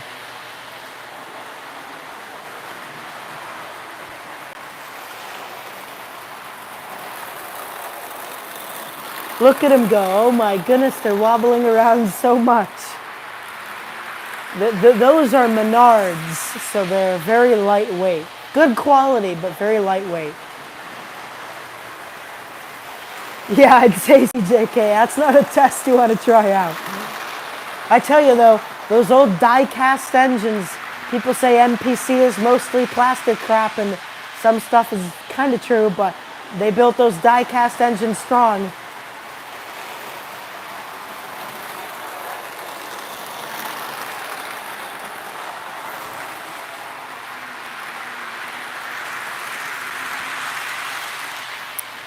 I'd love to pick up some more of those Chicago Northwestern trailer cars on the back, the piggyback cars.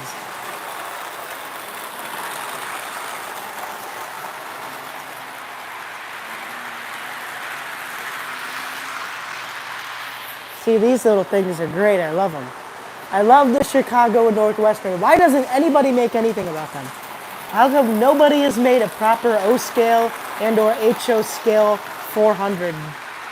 Like they have it in N scale, I believe Cato did it, Cato, however you say it. But nobody's ever made it 400. It's such a beautiful passenger train.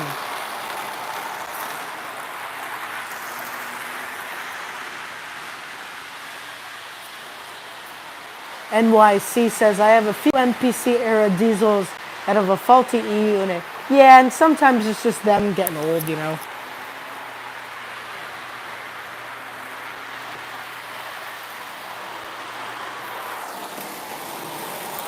Oh my goodness, I swear I can see the auto racks going like this in the turn. Watch.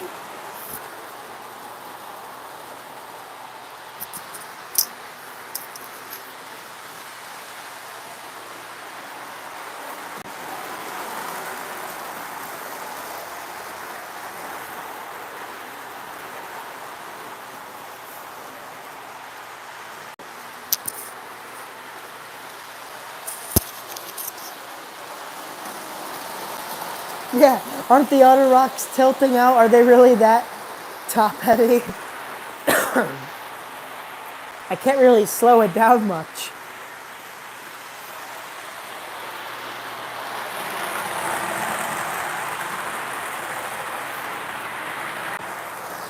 For those who were about to notice, yes, this was about to come off, and I just took it off. Problem is, these don't really have a way to snap in.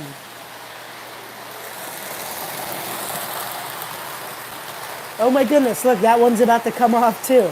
I guess, see, there's really no way to lock them on or anything.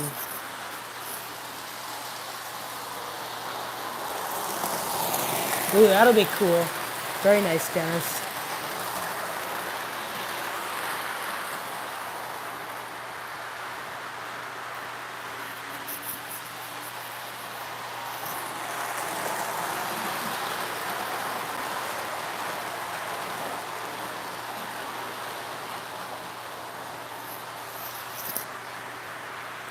What can I say? It's a hot shot, well, auto rack slash intermodal slash piggyback slash whatever.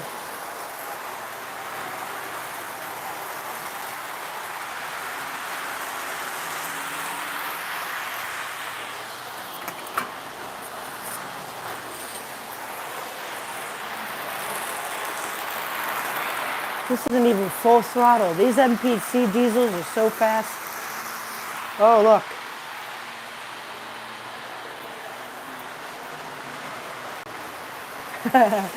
Gotta love the infinite, I don't know, void. Oh yeah, that's gonna become a mess.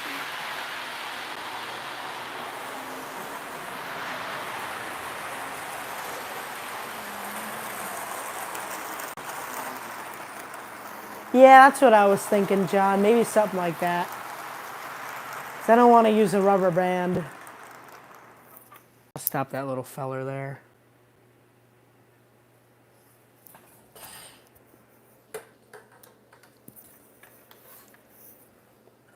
Anyways, yay, I can see chat again for the most part. Streamception, yeah. NYC says, I bought a K-Line Sprite piggyback with a flat car at the New York State train show in Syracuse. The piggyback on the flat car wasn't really stable and would roll off on the curves. Yeah, I had some like that in HO scale. They weren't piggybacks, but they were intermodal cars, and they just wouldn't stay attached. So anytime they would go over a curve, the top container would just fall right off. And I was thinking, wow, if that was in real life, there just goes $1 million. CJK says, do you happen to have the O-Scale Santa Fe Chief add-on Vista Dome 501? Don't look like it's numbered, but I do have, well, I don't have that set, but I do have the post-war version, and I do have the Dome car right down there, so I guess.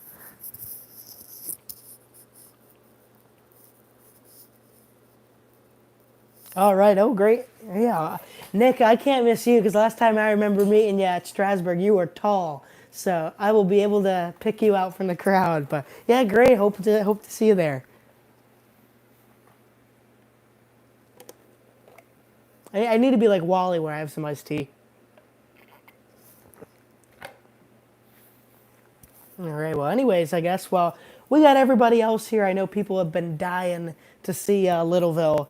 So I'm probably going to go switch over there. So I'll bring my stool and my camera with me. But I will show you guys Alco 5 and how I switch it around. So not goodbye to Bob, but I guess we'll see the O-Gauge layout in a little while. So let me bring this stuff with me here. It's the walk-in cam. Let's see if I can do this well. Oh my goodness, it's like a scooter right now. This is really not safe. Whee!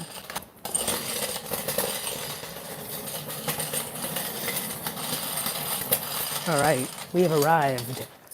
Let me turn that camera around. I know, that would be great. That's Wally's magic word, iced tea. All right, so if anybody has not seen the HO layout, this is my 4x6 foot, which is nobody here, but this is my 4x6 HO scale layout called Littleville. So obviously I named it Littleville because it is very small. And this here is historic Alco number 5. Schenectady Alco, one of Schenectady Alco's plant switchers, but this is a very famous locomotive. And let me start it up for you guys, which is in preservation today at the Saratoga, Corinth, and Hudson Railway. So let me see if I start it up for you guys. That's not the button. Well, that just turned the headlight on. I love the headlight, though. You can fade it in just like that. Clint Bowman says, oh, hey, I was just watching one of your videos. Well, welcome to Sunday RUNDAY, then. Welcome to the live stream. I'm trying to turn this engine on for everybody here. Come on, what's the button? I can get the horn. Here we go.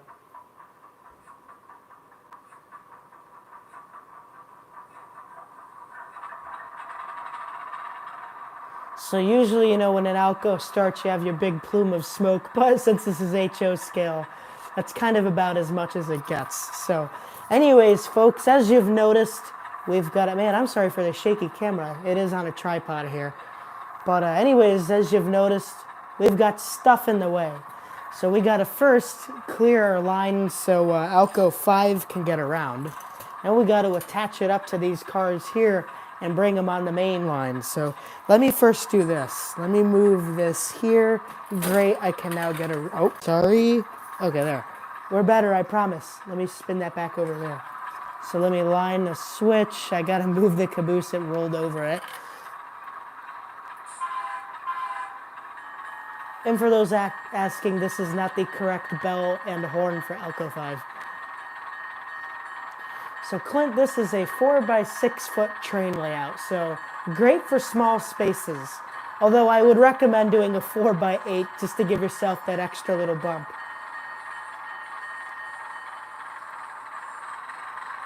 So at the train here, usually we do this only for passenger equipment, but what I will do is a brief stop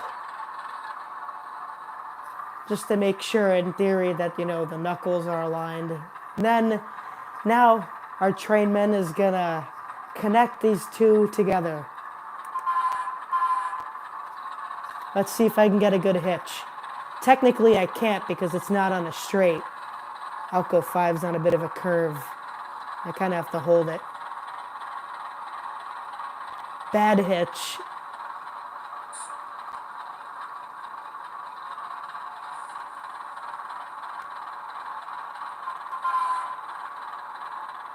Let's try that again. Even my hand can't get it. It's at a bad angle here. Oh, look, there we go. All right. Oh, hey, great. Okay, awesome. Thank you, Dennis. There we go. So now we can flip this switch over here and we can bring our train out of the yard. Come on, you stupid little tripod.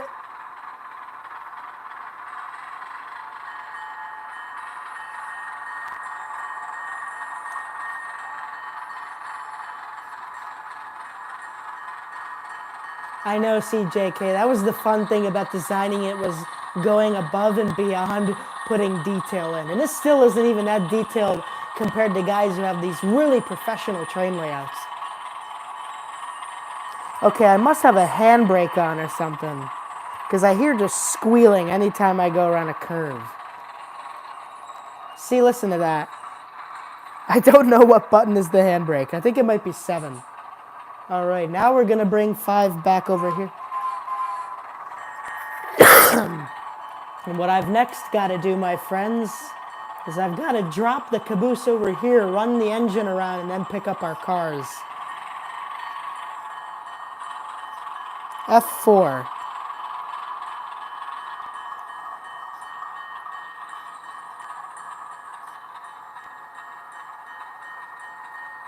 Oh, hey, glad I can be of service, Clint.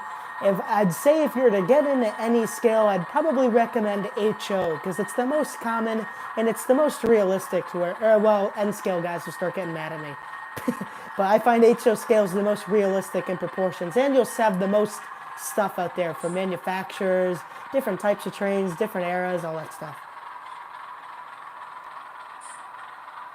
All right, we'll drop our caboose there. Let me uncouple it. I don't have those nice little pin things, but now we'll run 5 around.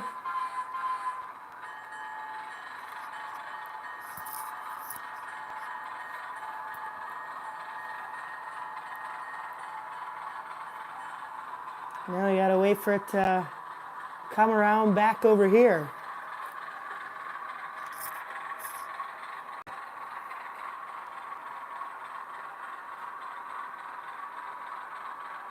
This is always one of my most favorite views on Littleville, and I wish scratch-built buildings weren't so expensive, because stuff like this is just beautiful. It fits the mood so well.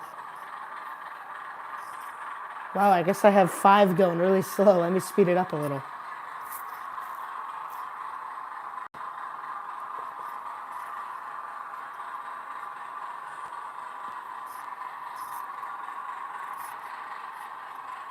Almost there, I promise. It's just about to come through the tunnel.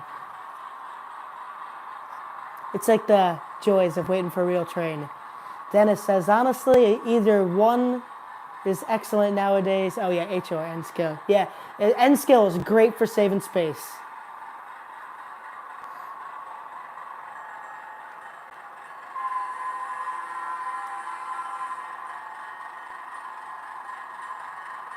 Oh well, Gordon, obviously, I must like O if I have this much of it. But I mean, I've always loved it. But HO is my go-to for realism. O gauge is just fun, kind of.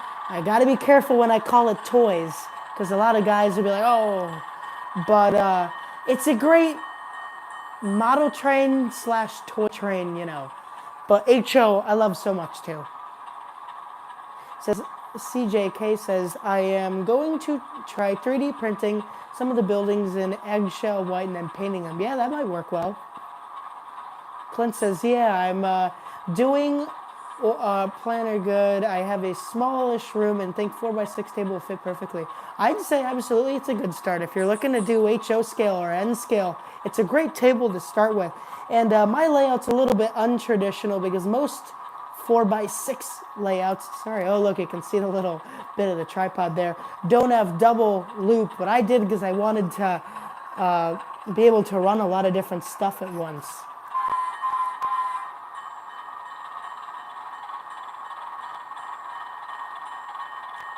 Gordon, what type of O-scale trains do you have? Is it like some of the like 2-rail O-scale or 3-rail, like maybe Lionel or MTH or that stuff? And then, my friends, technically, since this isn't passenger equipment, I do not need to do a safety stop before I couple up to these cars. I can't get it up. That's a stiff tripod.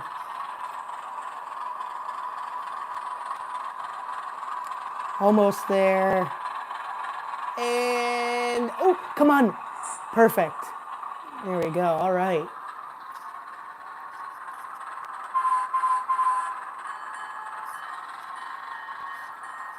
So that's the fun thing about HO scale, is it can be a lot more realistic.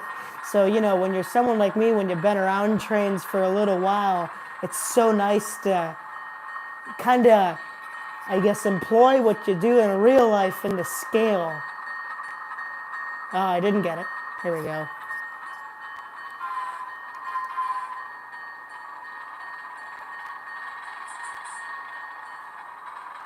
Although Philip, Lionel Legacy sound is really nice, but also I found MTH has some, well, new MTH, I don't know about old, has some really good bassy sounds too.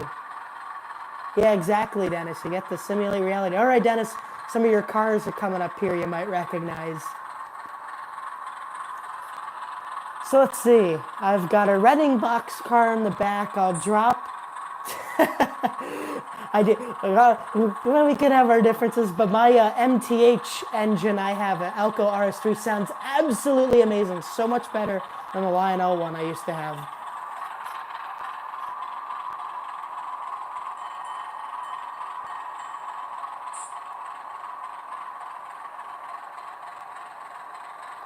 So what we'll do, my friends, have a little bit of switching to do, I see. So what I'm going to do is this. We have the small little hopper here. I want to put back there, and then I want to put this Reading box car in front of it. So we're going to drop the Reading box here. I would have just got yelled at right there because that would have been a very rough stop. That would have been rough handling, as they call it. Now we're going to go ahead.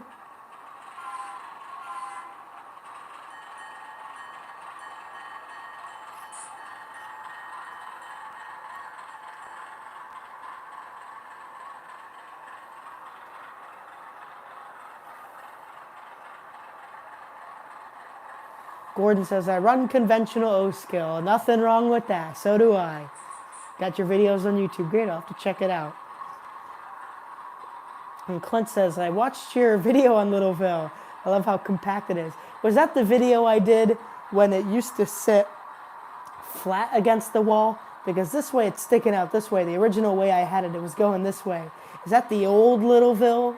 Because this one is a lot more tan. I put a lot more fallen leaves on it and all.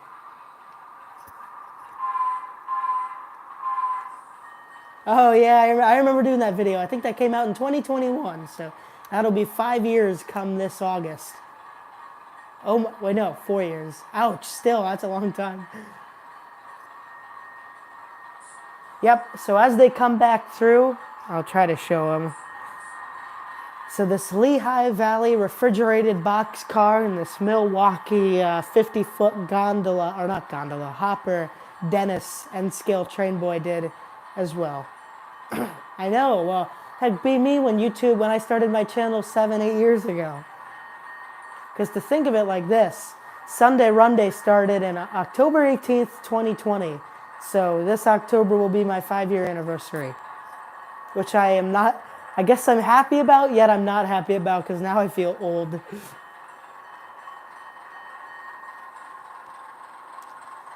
All right, and for the meantime, I'll just drop that hopper there so I can reach it later. All right. So these two cars Dennis did here as well. Let me show you. Look at these things. They're amazing. Again, it started out as cheap plastic. This thing was completely white. And Dennis did such a good job of doing the rusty top and the dirty bottom. So, I love them. Those are two very good cars as well. Everyone always talks about them. Every time they come over to either see it on YouTube or see it in person, it's like, wow, who did those cars? I'm like, I know who did. He's right here in chat right now, N-scale train boy.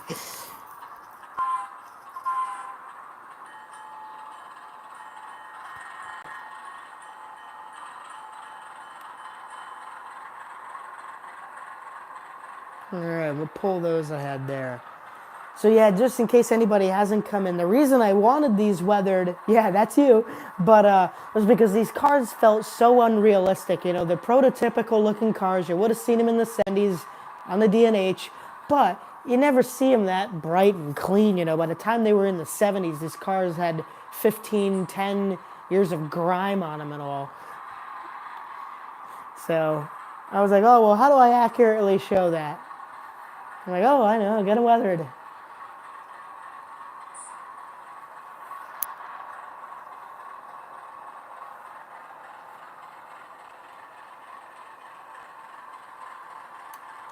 I mean, I've duct taped a few things together, LGR, but not like, I don't know, for scenery and or, I don't know, electrical purposes. Oh, perfect. And, all right.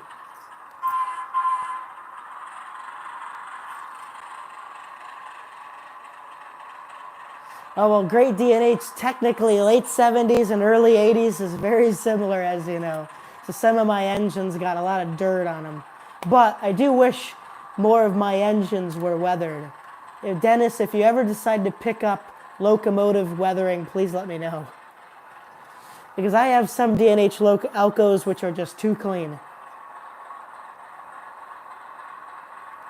All right, so now we'll drop the Reading boxcar over here and we'll shove them back in.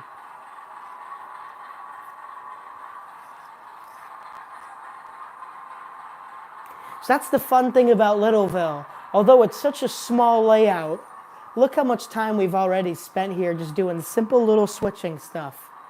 I have a game which I'm sure some of the other young guys in the chat here have too. It's called Trains with the Z Simulator. Mine's Trains 22. And what I love to do is recreate old rail yards from the D&H. So what I'll do is I'll find the old track maps. I'll try to make it as accurate as I can. And it is so much fun to bring back these old rail yards that have been gone for decades and to actually be able to realistically switch cars in them, spin trains around, drop off cars and stuff, use the old turntables for the steam engines. It's so cool. So it's definitely given me a lot of inspiration for what I'll do for the next train layout. Clint says, for a beginner and me making a first-time layout, should I use flex track or set track? Well, Clint, my question right back at you would ask, how long do you think this should be like a semi-permanent layout where you're taking the track up and stuff, or would it be a layout where you got to move it in a month or two, or just a simple layout and stuff? Like, I guess I meant to ask is how realistic do you want to go with it?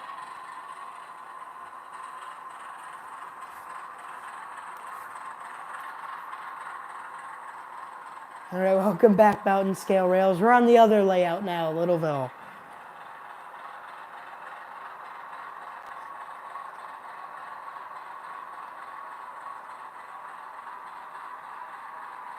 All right, now what I will do, my friends. Clint says pretty simple and permanent. All right, well, I would suggest I know some people disagree, especially if you're in the O-Gauge Road, the fast track video I did. That comment section's like a war zone on that video I did. But I highly recommend, it's not the most realistic, but Atlas Flex Track, especially the Code 100, Code 80, I think that's it stuff, really works well for me. I've really never had to do much with it. So I would suggest if you're putting your track down permanently and really want to do kind of a track style that's all your own, or I meant to say layout figuration, I'd highly recommend the Atlas stuff. The switches are good. The Flex Track is great. I really like it. New York Central says, I like the Family Lines system hopper car. I have one in O scale. Yeah, it's really cool. I can't remember. I know I got it off of eBay, but I think I got it for maybe $10, something like that. Great DNH says, I might actually be able to help you with that. I know a retired DNH engineer at the BSRM who has blueprints for some DNH yards. Oh, well, I wasn't thinking that big, great DNH. Those are the giant rail yards of the DNH. I tried making Mechanicville, especially, the B&M half. Oh my goodness, it's a nightmare of how big it was. I do some of the smaller rail yards like Lake George, which people don't think it ever was a big yard, but you can actually move quite a bit of cars there. Battenkill, some of the yards they did there. I made a Corinth, where I work, that old yard that used to be there. I've tried to do old Saratoga Station. It's a lot of fun. It really is. Dennis says, I'd say start with, and that's good too, yeah. Snap Track allows you to reconfigure and stuff, yeah.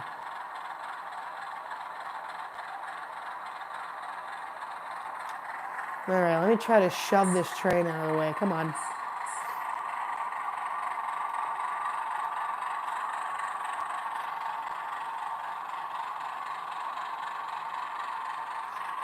Yeah, these are getting pretty old. Give it a little bit of room. All right, we'll drop it there. All right, because now what I have to do, my friends, is we have to do a pickup and drop off. So, what I'm going to have to do, oh wait, great DNHs. I'm doing both DNH and B&M Mechanicville. That is, I'm not even sure if you can fit that in 16. Maybe N scale. But hats off to you, my friend. That is very tough. Oh yes, of course DCC is a more expensive clip. DC is a good space to start off, but what I like about DCC is the command control. You can go nice, slow, realistic, operate multiple trains on one track under different addresses, and then that stuff under a remote. Anyways, I have to move to the other side now.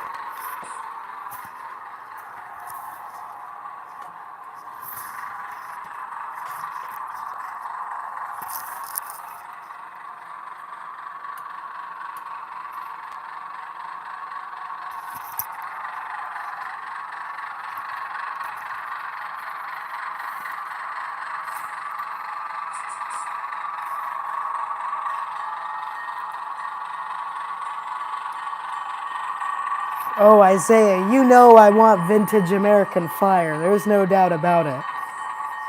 I'd love to get a little loop of that and make like I did Tiny Town.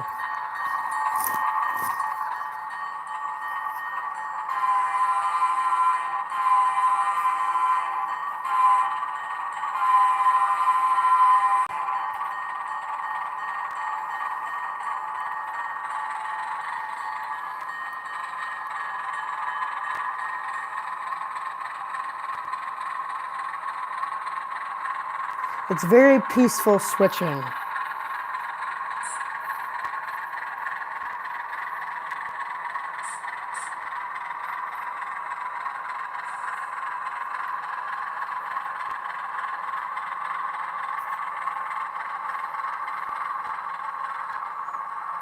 All right, let's see if we got a good hitch. Oh yeah, all right.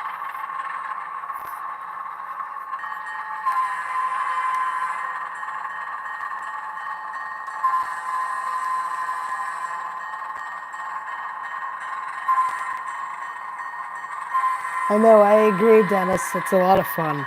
Especially, I know Hudson Berkshire has the little, what is it? What do they call it? The time saver, that little switch and layout.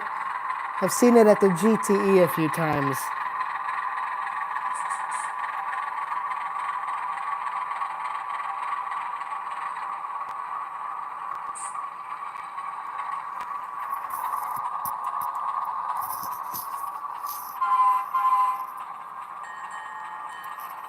So, Clint, there's differences between the track. I believe not only in the grade of rail, but also the tie too, or maybe the material. But I know Atlas Code 100 has black ties and thicker rail, which is meant to present a larger railroad. With the when they'll, or class one where they'll have the big thick rails, like you'll see in today.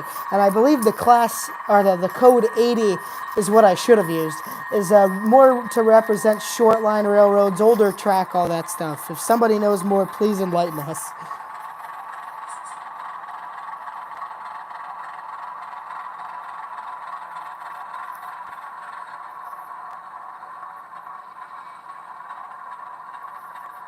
Yeah, right. Okay, there you go. Dennis explains it all.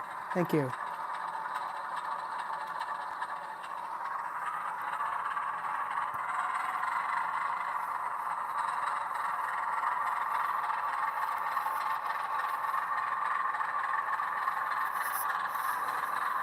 Oh wait, I have to do this. I'll be quick, I promise.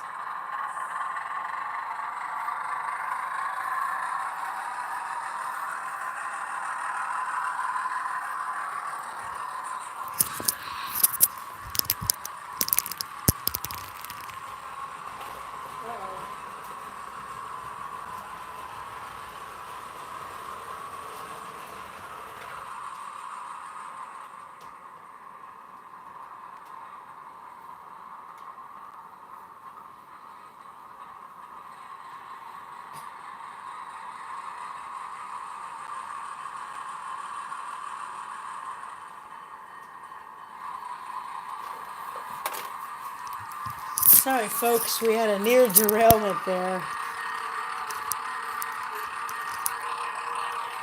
Ah,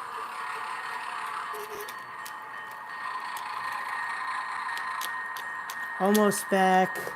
Gotta put the train back on the track. Switch wasn't lined. There we go.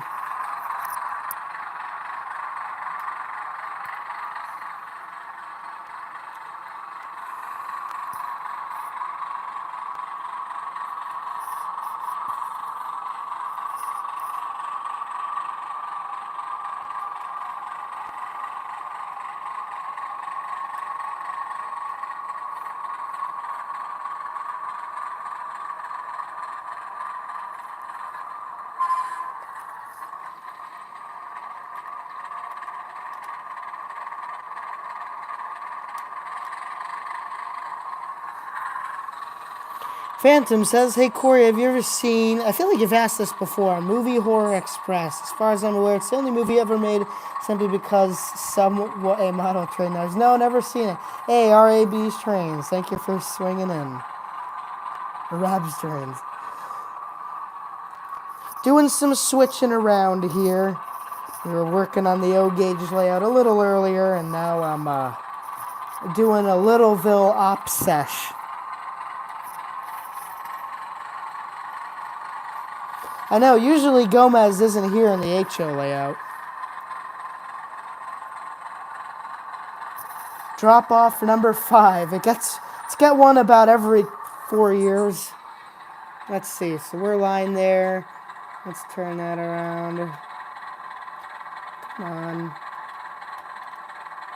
I can't get it back on the track. Well, let's get Alco 5 out of the way.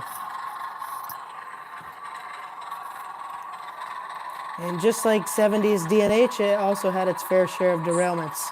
All right.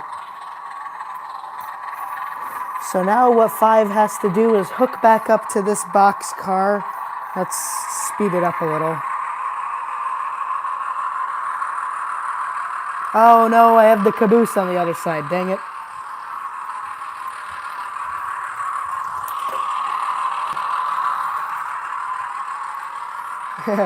We'll put this back on later.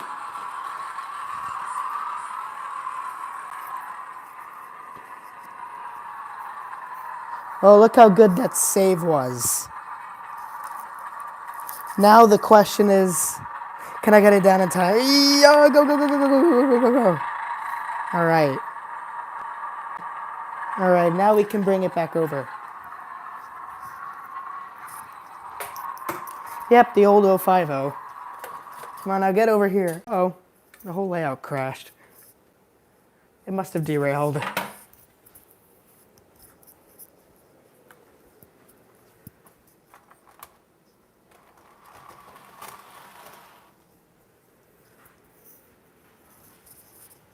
Well, I hope that wasn't a locomotive ruining short. If that was Broadway Limited, those have been known to happen.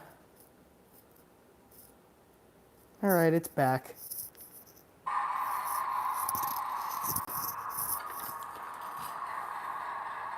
Again, sorry about the shakiness, everybody. It's this silly little tripod.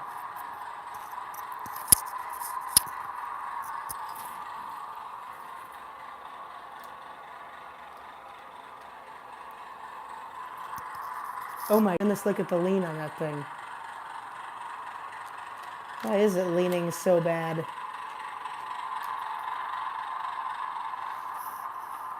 Yeah, well, I guess the thing called life, gets in between RAB.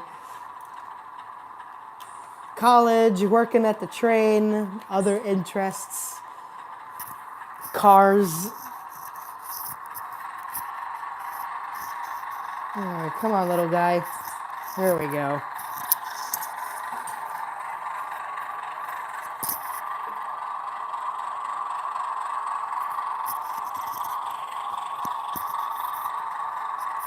But yes, good to be back.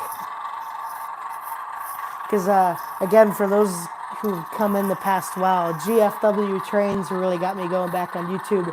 George and Wally did a stream on Friday night, and I was like, oh my goodness, if they haven't done a stream in like 2 years, I have no excuse not to do one. Oh wow, that was a perfect hitch.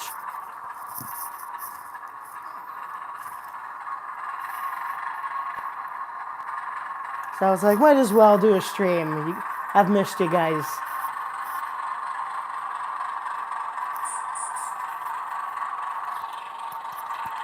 Alright, we'll hook up to this caboose and then we did pretty good. CJK says, have you ever been out to the Train Mountain or maybe Adirondack Farm? I'm currently building a 1/8 scale steamer using oh, really? Wow, no kidding. As in Adirondack live steamers, I've never heard of Adirondack Farm. But I do know of Train Mountain, yes. I've always wanted to go out there.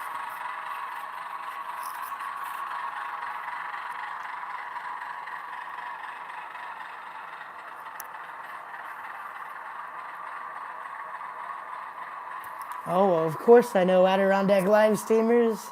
That's my club. Can't remember how long I've known him for. I think since late 2019. I gotta get back out there running my little engine.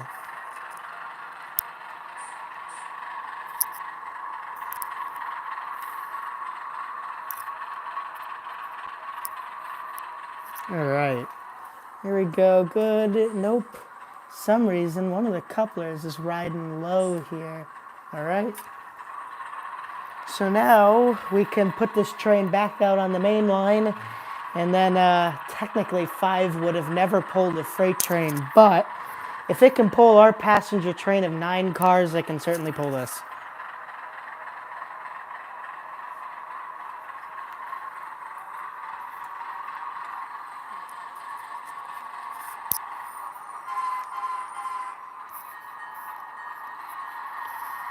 Alright, and coming right back at you. I wish I could get let me see if I can get the tripod low enough to where it actually looks like you're there. Sorry, it's going to be like an earthquake for these next few seconds here.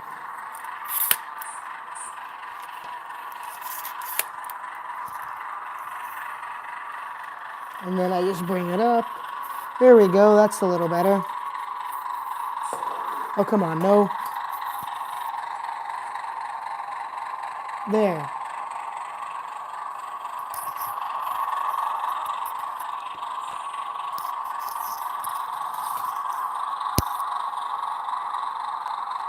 Yeah, I know, yeah, and the picnic never happened.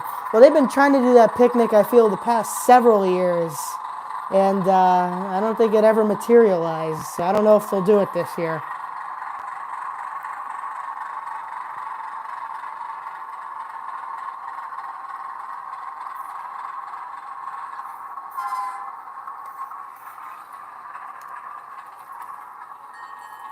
Gordon says, have you ever been to the North Carolina Transportation Museum? No, I haven't, but I have been to the, where is it? The Virginia Museum of Transportation in Norfolk. Or, no, where was it? Oh, in Roanoke. That's where it is.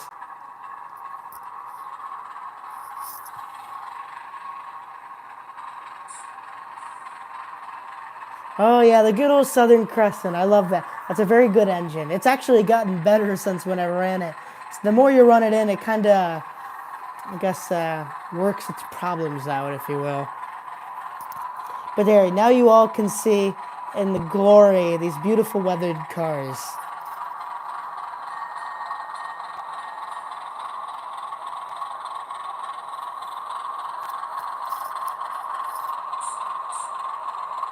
If you've got a favorite, let me know. Oh, really? Not too many people who get hooked in from the zoo train, but that's pretty cool. Gordon says, yeah, I've been to the museum in Virginia as well. That's a cool place. I love it.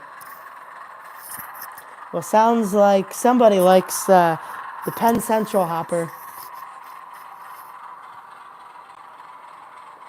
Oh, I guess I can't do a clean pan. I don't know how people attach those marker lights. Because I've got some to put on and I do not know how you mount them. Do people drill like a wire in the engine or something?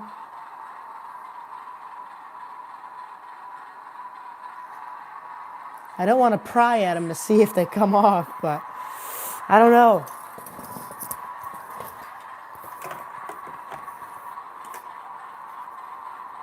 Sorry about the shakiness. I'm just trying to get it set up.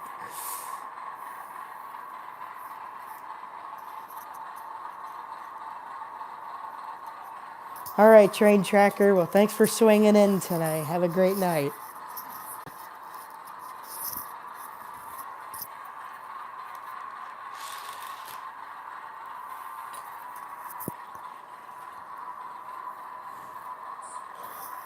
I feel like I've heard about the North Carolina Train Museum. The problem is, I got no family down that way, so I really have, it'd kind of be out of the way. I wish it was closer to Tennessee, although they are pretty dang close, but. All right, Isaiah, thank you so much for swinging in. It was so nice seeing you again. Have a great night.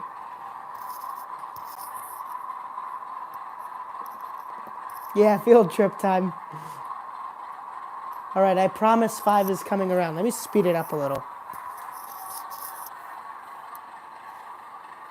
So I always like to get low here. Let me zoom in a little. Yeah, my friend Jamie even made this his profile picture on Facebook, this scene here. It's a classic. Let me pull this guy over, because let's say he stopped to see the train go by.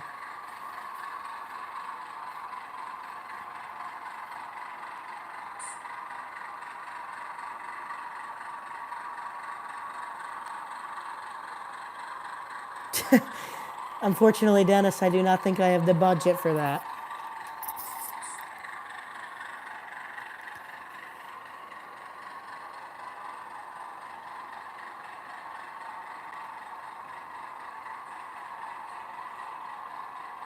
Oh, where'd the caboose go? Where'd it go? Must have fell off in the tunnel. There it is. Bunch of questions. Do you have, I say, steam locomotive? Yes, I do. I could see if it pulls it. Oh yeah, turning down the tunes and the clickety clack. Unfortunately, it's not like the, not nearly like the O scale. But let's see. There's my choice of steam engines. We either have this little Alco here, a 440, or we have the Reading engine down here, the T1, which is themed as a D&H engine. Oh, like it. The 440 it is. Ah.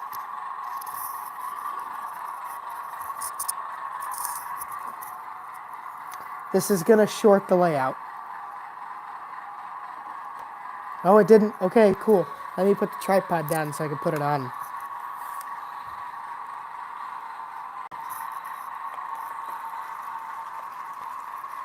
So this here is a Bachmann Spectrum locomotive. And although I haven't really liked that Bachmann that much, I will admit, at least from what I've seen, their Spectrum stuff is really well made. All right.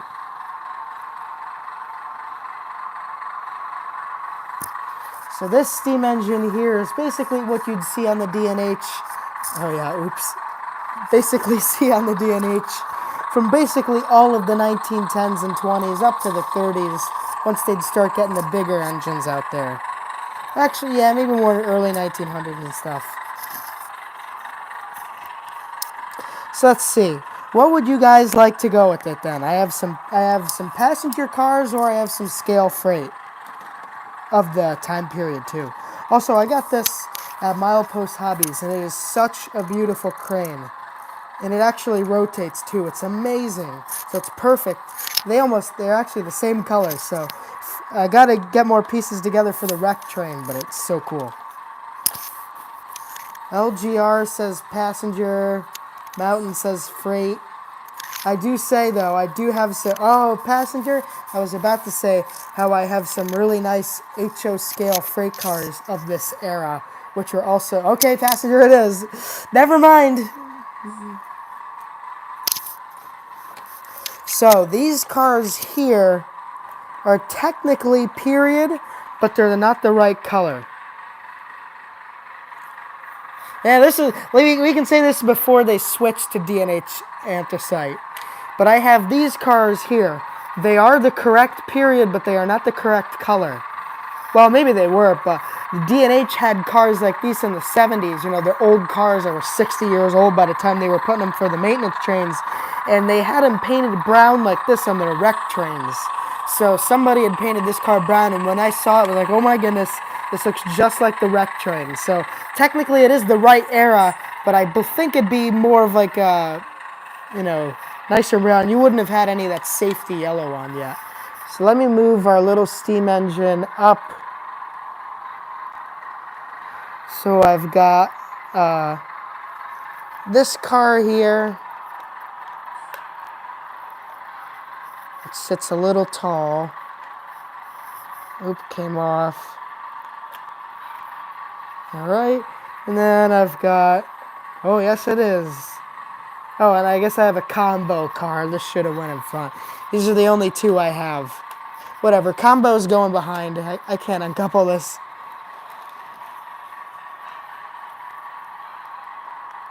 So these, I don't know who made them. These are probably like an old roundhouse kit from the 70s or something. But they're pretty nice quality. So, yeah, this little steam engine can't pull much. So I figured cars like this would be perfect for it. So now we can wait by the train station for our little train to come up and over. So let me get it all set up for you guys. Sorry.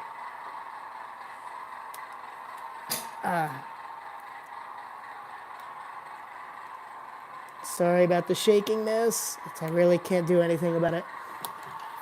Alright, select loco number 3, headlight, whistle.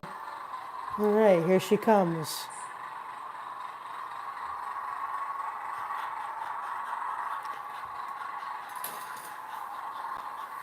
Oh look, it's a race.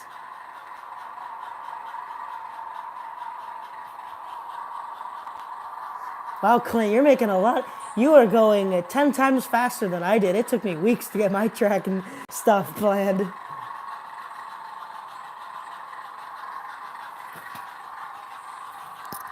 It's an Elko race.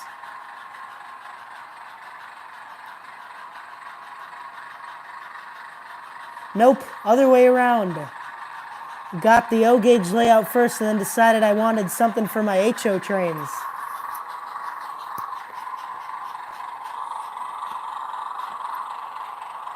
Actually, let me back it up a little. Dennis says, every time I see short little steam locos like that one available, I'm so tempted to buy one. They are a lot of fun. I love them because this is what really moved America. So many of these little engines, well outnumbered the big ones. Okay, there we go. So we'll let Alco 5 roll on by, and then we'll get the steam train out of here. So yeah, D&H would have used little engines like these like this on their branch lines. Although I've seen some pictures of these on the main lines too, but they never would have pulled very long trains or anything. So this is prototypical technically, just the orientation of the cars would be around. You'd probably see a train like this on the Lake George branch or the Cooperstown branch, maybe even up to Corinth.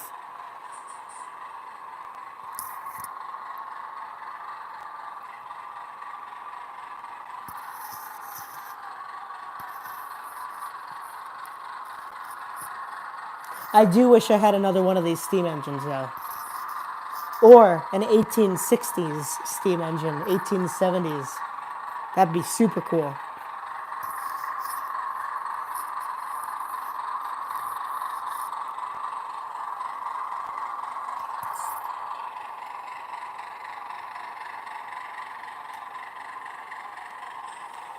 All right. Now that this train is gone and past, we can move over here. Now departing on track number 2, train 156 with stops at fill in the blank, fill in the blank, fill in the blank. Combo car to the front, baggage car to the rear. All aboard.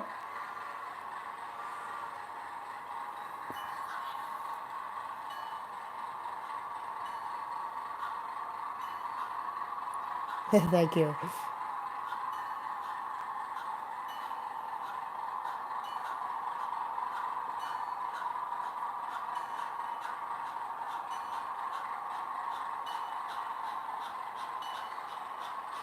All right, thank you for swinging in, drunken pug.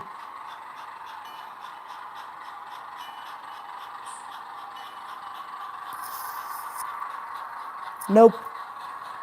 My friend Dennis in chat here weathered a few of them, but most I pick up weathered already. Because I like how everybody always has a different look.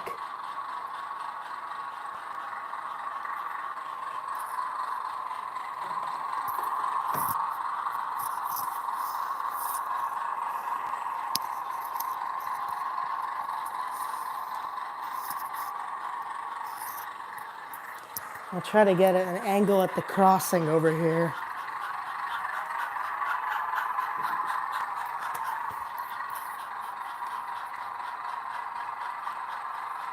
Have a good one, LGR. Thanks for swinging in.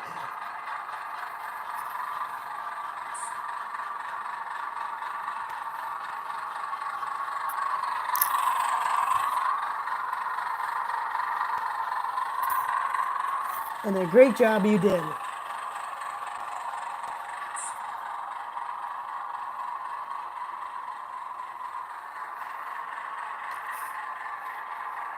NCR says, I've been thinking about taking a Lionel General and repainting it into the Rome, Watertown, and Ogdensburg Railroad. I say go for it.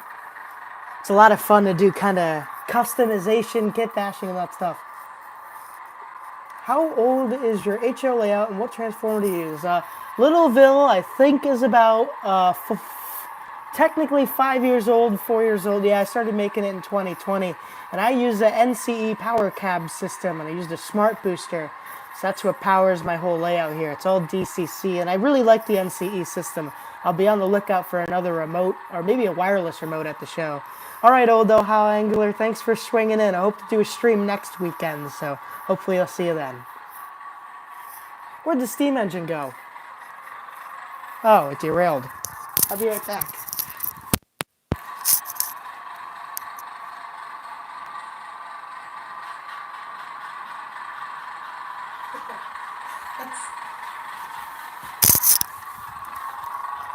I was like, it should be here by now.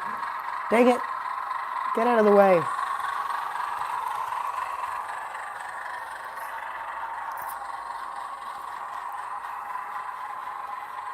One of my COVID projects.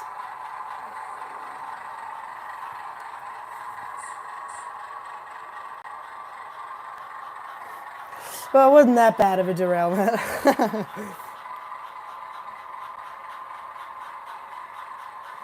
I know. Talk about the RS3Ms. The delay has me so disappointed. It's supposed to be come out like 2 years ago. But I haven't seen the. I think maybe I know the RS3s you're talking about, Great DNH. I don't know. I saw the Bad and Kill ones. Oh, I forgot to do the pan. And look as it goes off into the nice fall distance.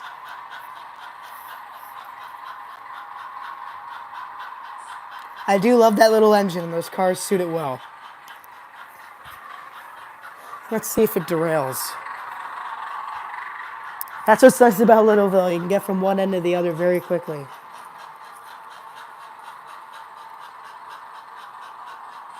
How you doing tonight, Eugene? Thanks for swinging in.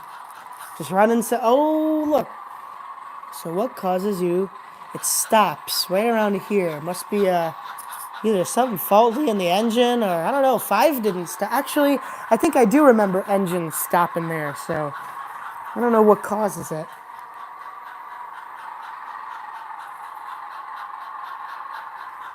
Oh, it turned itself off. I'll turn it back on. You know, I find it funny. Steam engines really wouldn't use their, at least the early 1900s, really wouldn't use their headlights much. They'd only use them in the dark, so they wouldn't have them on during the day. I know, I'm hoping to get some more videos done too. I guess you guys will be the first to hear it. I have a very interesting locomotive that should be coming in tomorrow that I should have picked up when I was in England, but I didn't get the chance to because the train store I was looking to go to was closed.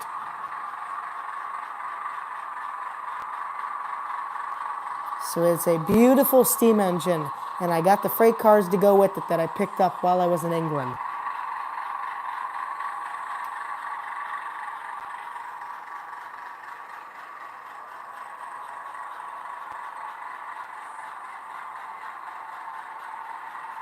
It's HO.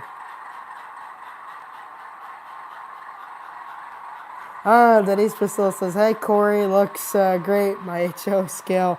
I had a 74 layout inches wide, 118 long, starting O gauge. Great. Well, thank you very much. Good to have you back. Oh, look, the steam engine made it around this time. So it's a DCC British steam engine I'm getting, but I'm not telling you anymore. Although what's interesting about the Brits is they didn't retire their steam engines till the mid-60s. So they have so many different eras.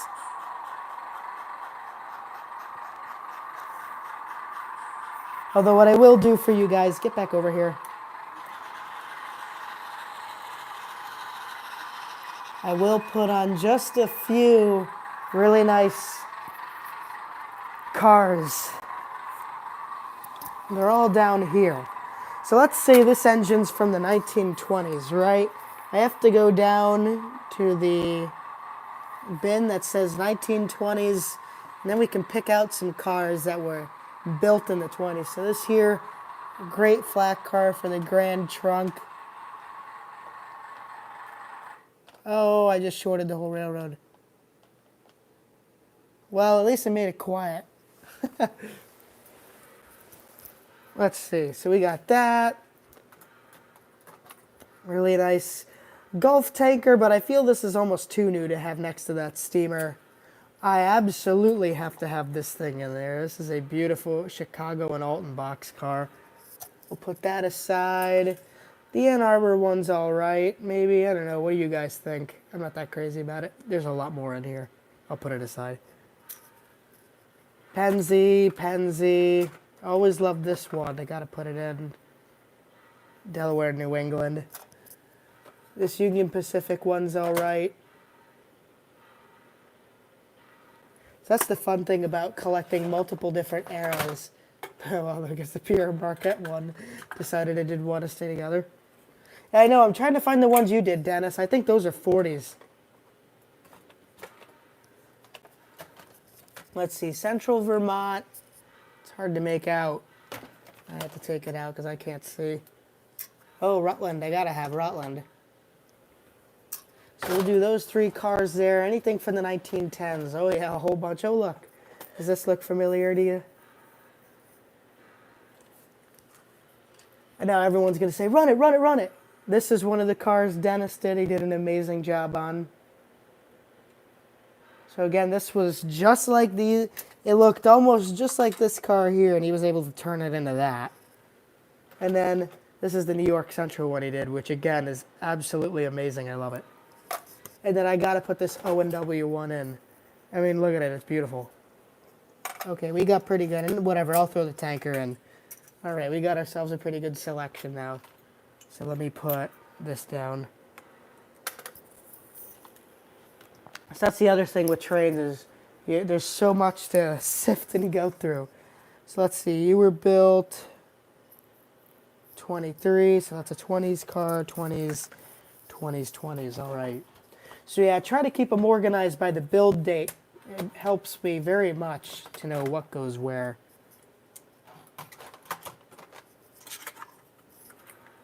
All right, and then we can get those other ones up on the layout. And then let me put this dude back. All right. So we can do a mix freight. Almost there. Again, sorry. I hate this tripod. I just can't. Well, I do really like it actually, but it's just not smooth. All right. Well, I'll put some of the dirty cars up front.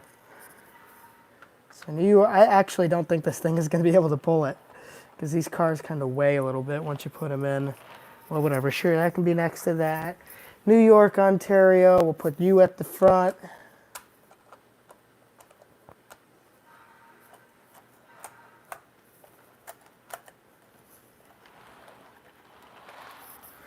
We'll put in the Delaware and Hudson car.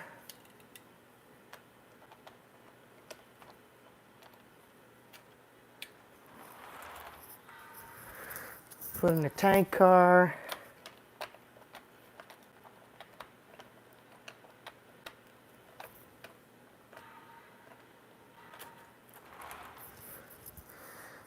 Actually, I don't know if I'll be able to fit the other ones on because this is going to be a long train.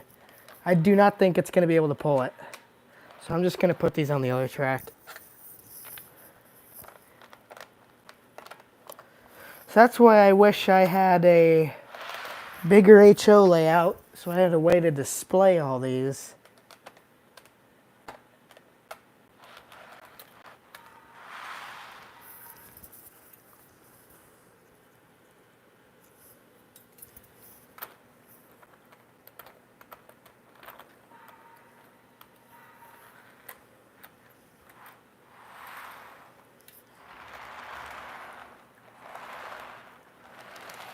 Yeah, I don't think it's going to be able to pull it. This is actually relatively heavy.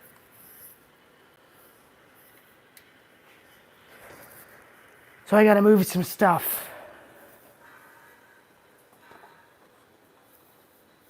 I do, Dennis. A nice shelf layout would be nice. Select 5. Let's just push this whole train out of the way. Oh my goodness. Ooh, did you see that? Oh, good save. This almost went right off. All right. Go. Get out of here. I have stuff to work on. Oh yeah, but technically it's not the right era. All right, you can go back there, little Alco 5. Great, thank you. Have a nice day. Then we'll go to the other steamy. All right, now I have to take it off. I'll just park it here. Let's bring in our other cars. Oh yeah, you know, that's a great idea. Just put the tanker car right next to the passenger car, so in case of a derailment, everything gets nice and crispy. We'll take off the combo. Actually, I'm gonna do this. Usually what I see on a lot of railroads is they'll have a flat car next to said combo. So we'll put that in. Come on. Great. Then goes the tanker. Now goes the DNH. So there, it's just like a train from the late 20s. And we'll put our steam engine back on. Almost there. Sorry this takes a long time, folks, but if anybody has model trains, you know the exact feeling. All right. Hey, Ed, thanks for swinging in. All right, I don't think it's going to be able to pull it, but this is a nice mixed branch line train. Come on, little buddy, I believe in you. Oh my goodness, it's going to struggle. I got to give it some good speed. All right, we'll see if it makes the turn around. Doesn't look like it's doing too good. It could use traction tires.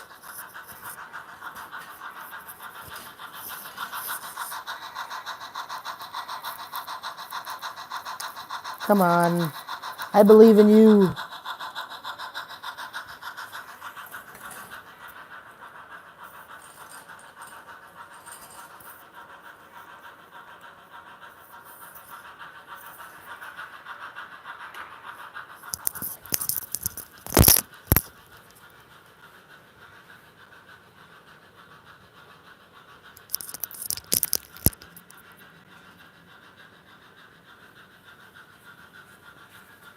I think the flat car is making it just too heavy.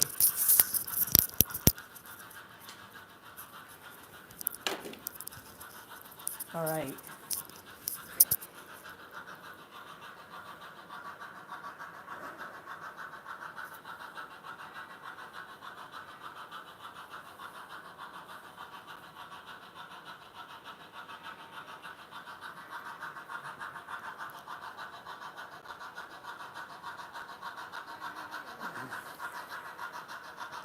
I had to take the combo off. For some reason, I was slowing it down. Let me try putting it back on. Maybe that'll fix it. Be right back.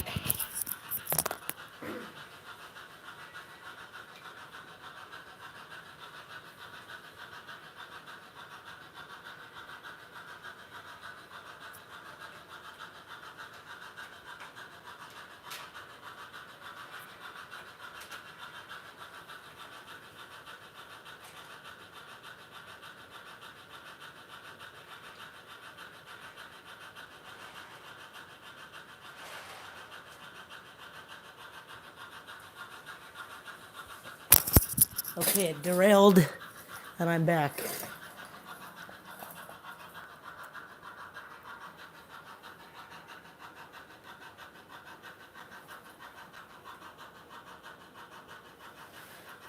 Oh, come on. That one passenger car is just a little too heavy. It's slightly moving. I'm trying to get it installed.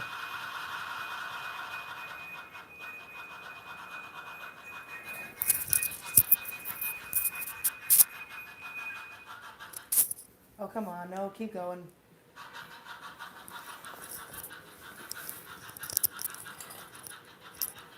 Okay, I think I'm about close to giving up. It's not going to do it. That's the one problem. When you have a locomotive about as light as the car, it doesn't want to pull.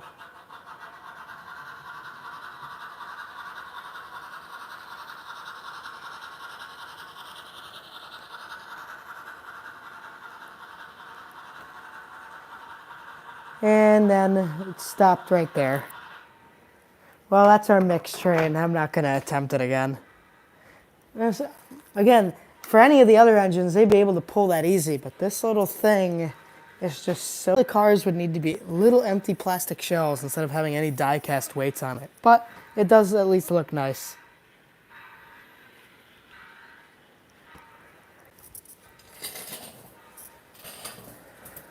Well, I guess we'll walk back to the other layout, and we'll end it over there.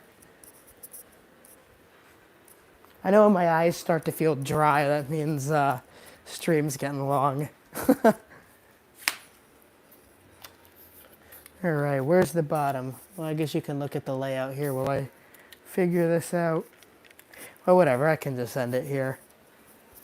I have to kneel down with you guys. But yeah, thank you all for tuning in. Oh, I didn't see your joke. Needs some weight anywhere you can fit it. Fill in the boiler. Yeah, right. All right, well, anyways, thank you all for taking again a lot of time actually, 135 minutes plus out of your night tonight to come watch Sunday Runday. Hope you guys enjoyed, and again, of course, it's very good to be back with you all, running trains around the layout and stuff. So, yeah, anyways, be on the lookout. I'll try to get a video out this week of that British engine that's coming in. I think that'll be pretty cool. Maybe, I'll try to do it. But yes, Trade Nerd 97, as long as I don't get sick or something like that, I will try to do another stream next Sunday. I was going to do one either last week or the week before. If anybody had eagle eyes and stuff, you will have noticed there was a Sunday Runday scheduled, I think a week or two ago, but I was still recovering from sickness. I'm like, oh yeah, I'll be better by the time it comes around, and I never got better. So, yeah, I guess hopefully there'll be one next week, knock on wood. I can show you guys that new British engine and stuff, and yeah, I guess that's about it. So, yeah, thank you all for watching tonight. I can't remember how I'd normally end the stream, but it was something along the lines of, actually, I don't know, Isaiah's not here. Isaiah always somehow remembered my stuff, and I don't. So, let's see. I'm trying to remember. It's something along the lines of, well, GFW was don't let the caboose hit you on the way out. But, yeah, anyways, I guess hope you all have a great 2025. We'll see ya next week then. So, however my old outro would go. But yeah, hope to see you guys next week. Hopefully I'll have my guitar with me and we can play some fun train songs on live. I'll be the first I'll be the first model train railroader ever to intertwine music and trains into one video / live stream. So I think that's going to be a lot of fun. So yeah, hope to see you guys then. So have a great night, everybody. Good night. I got to do the whole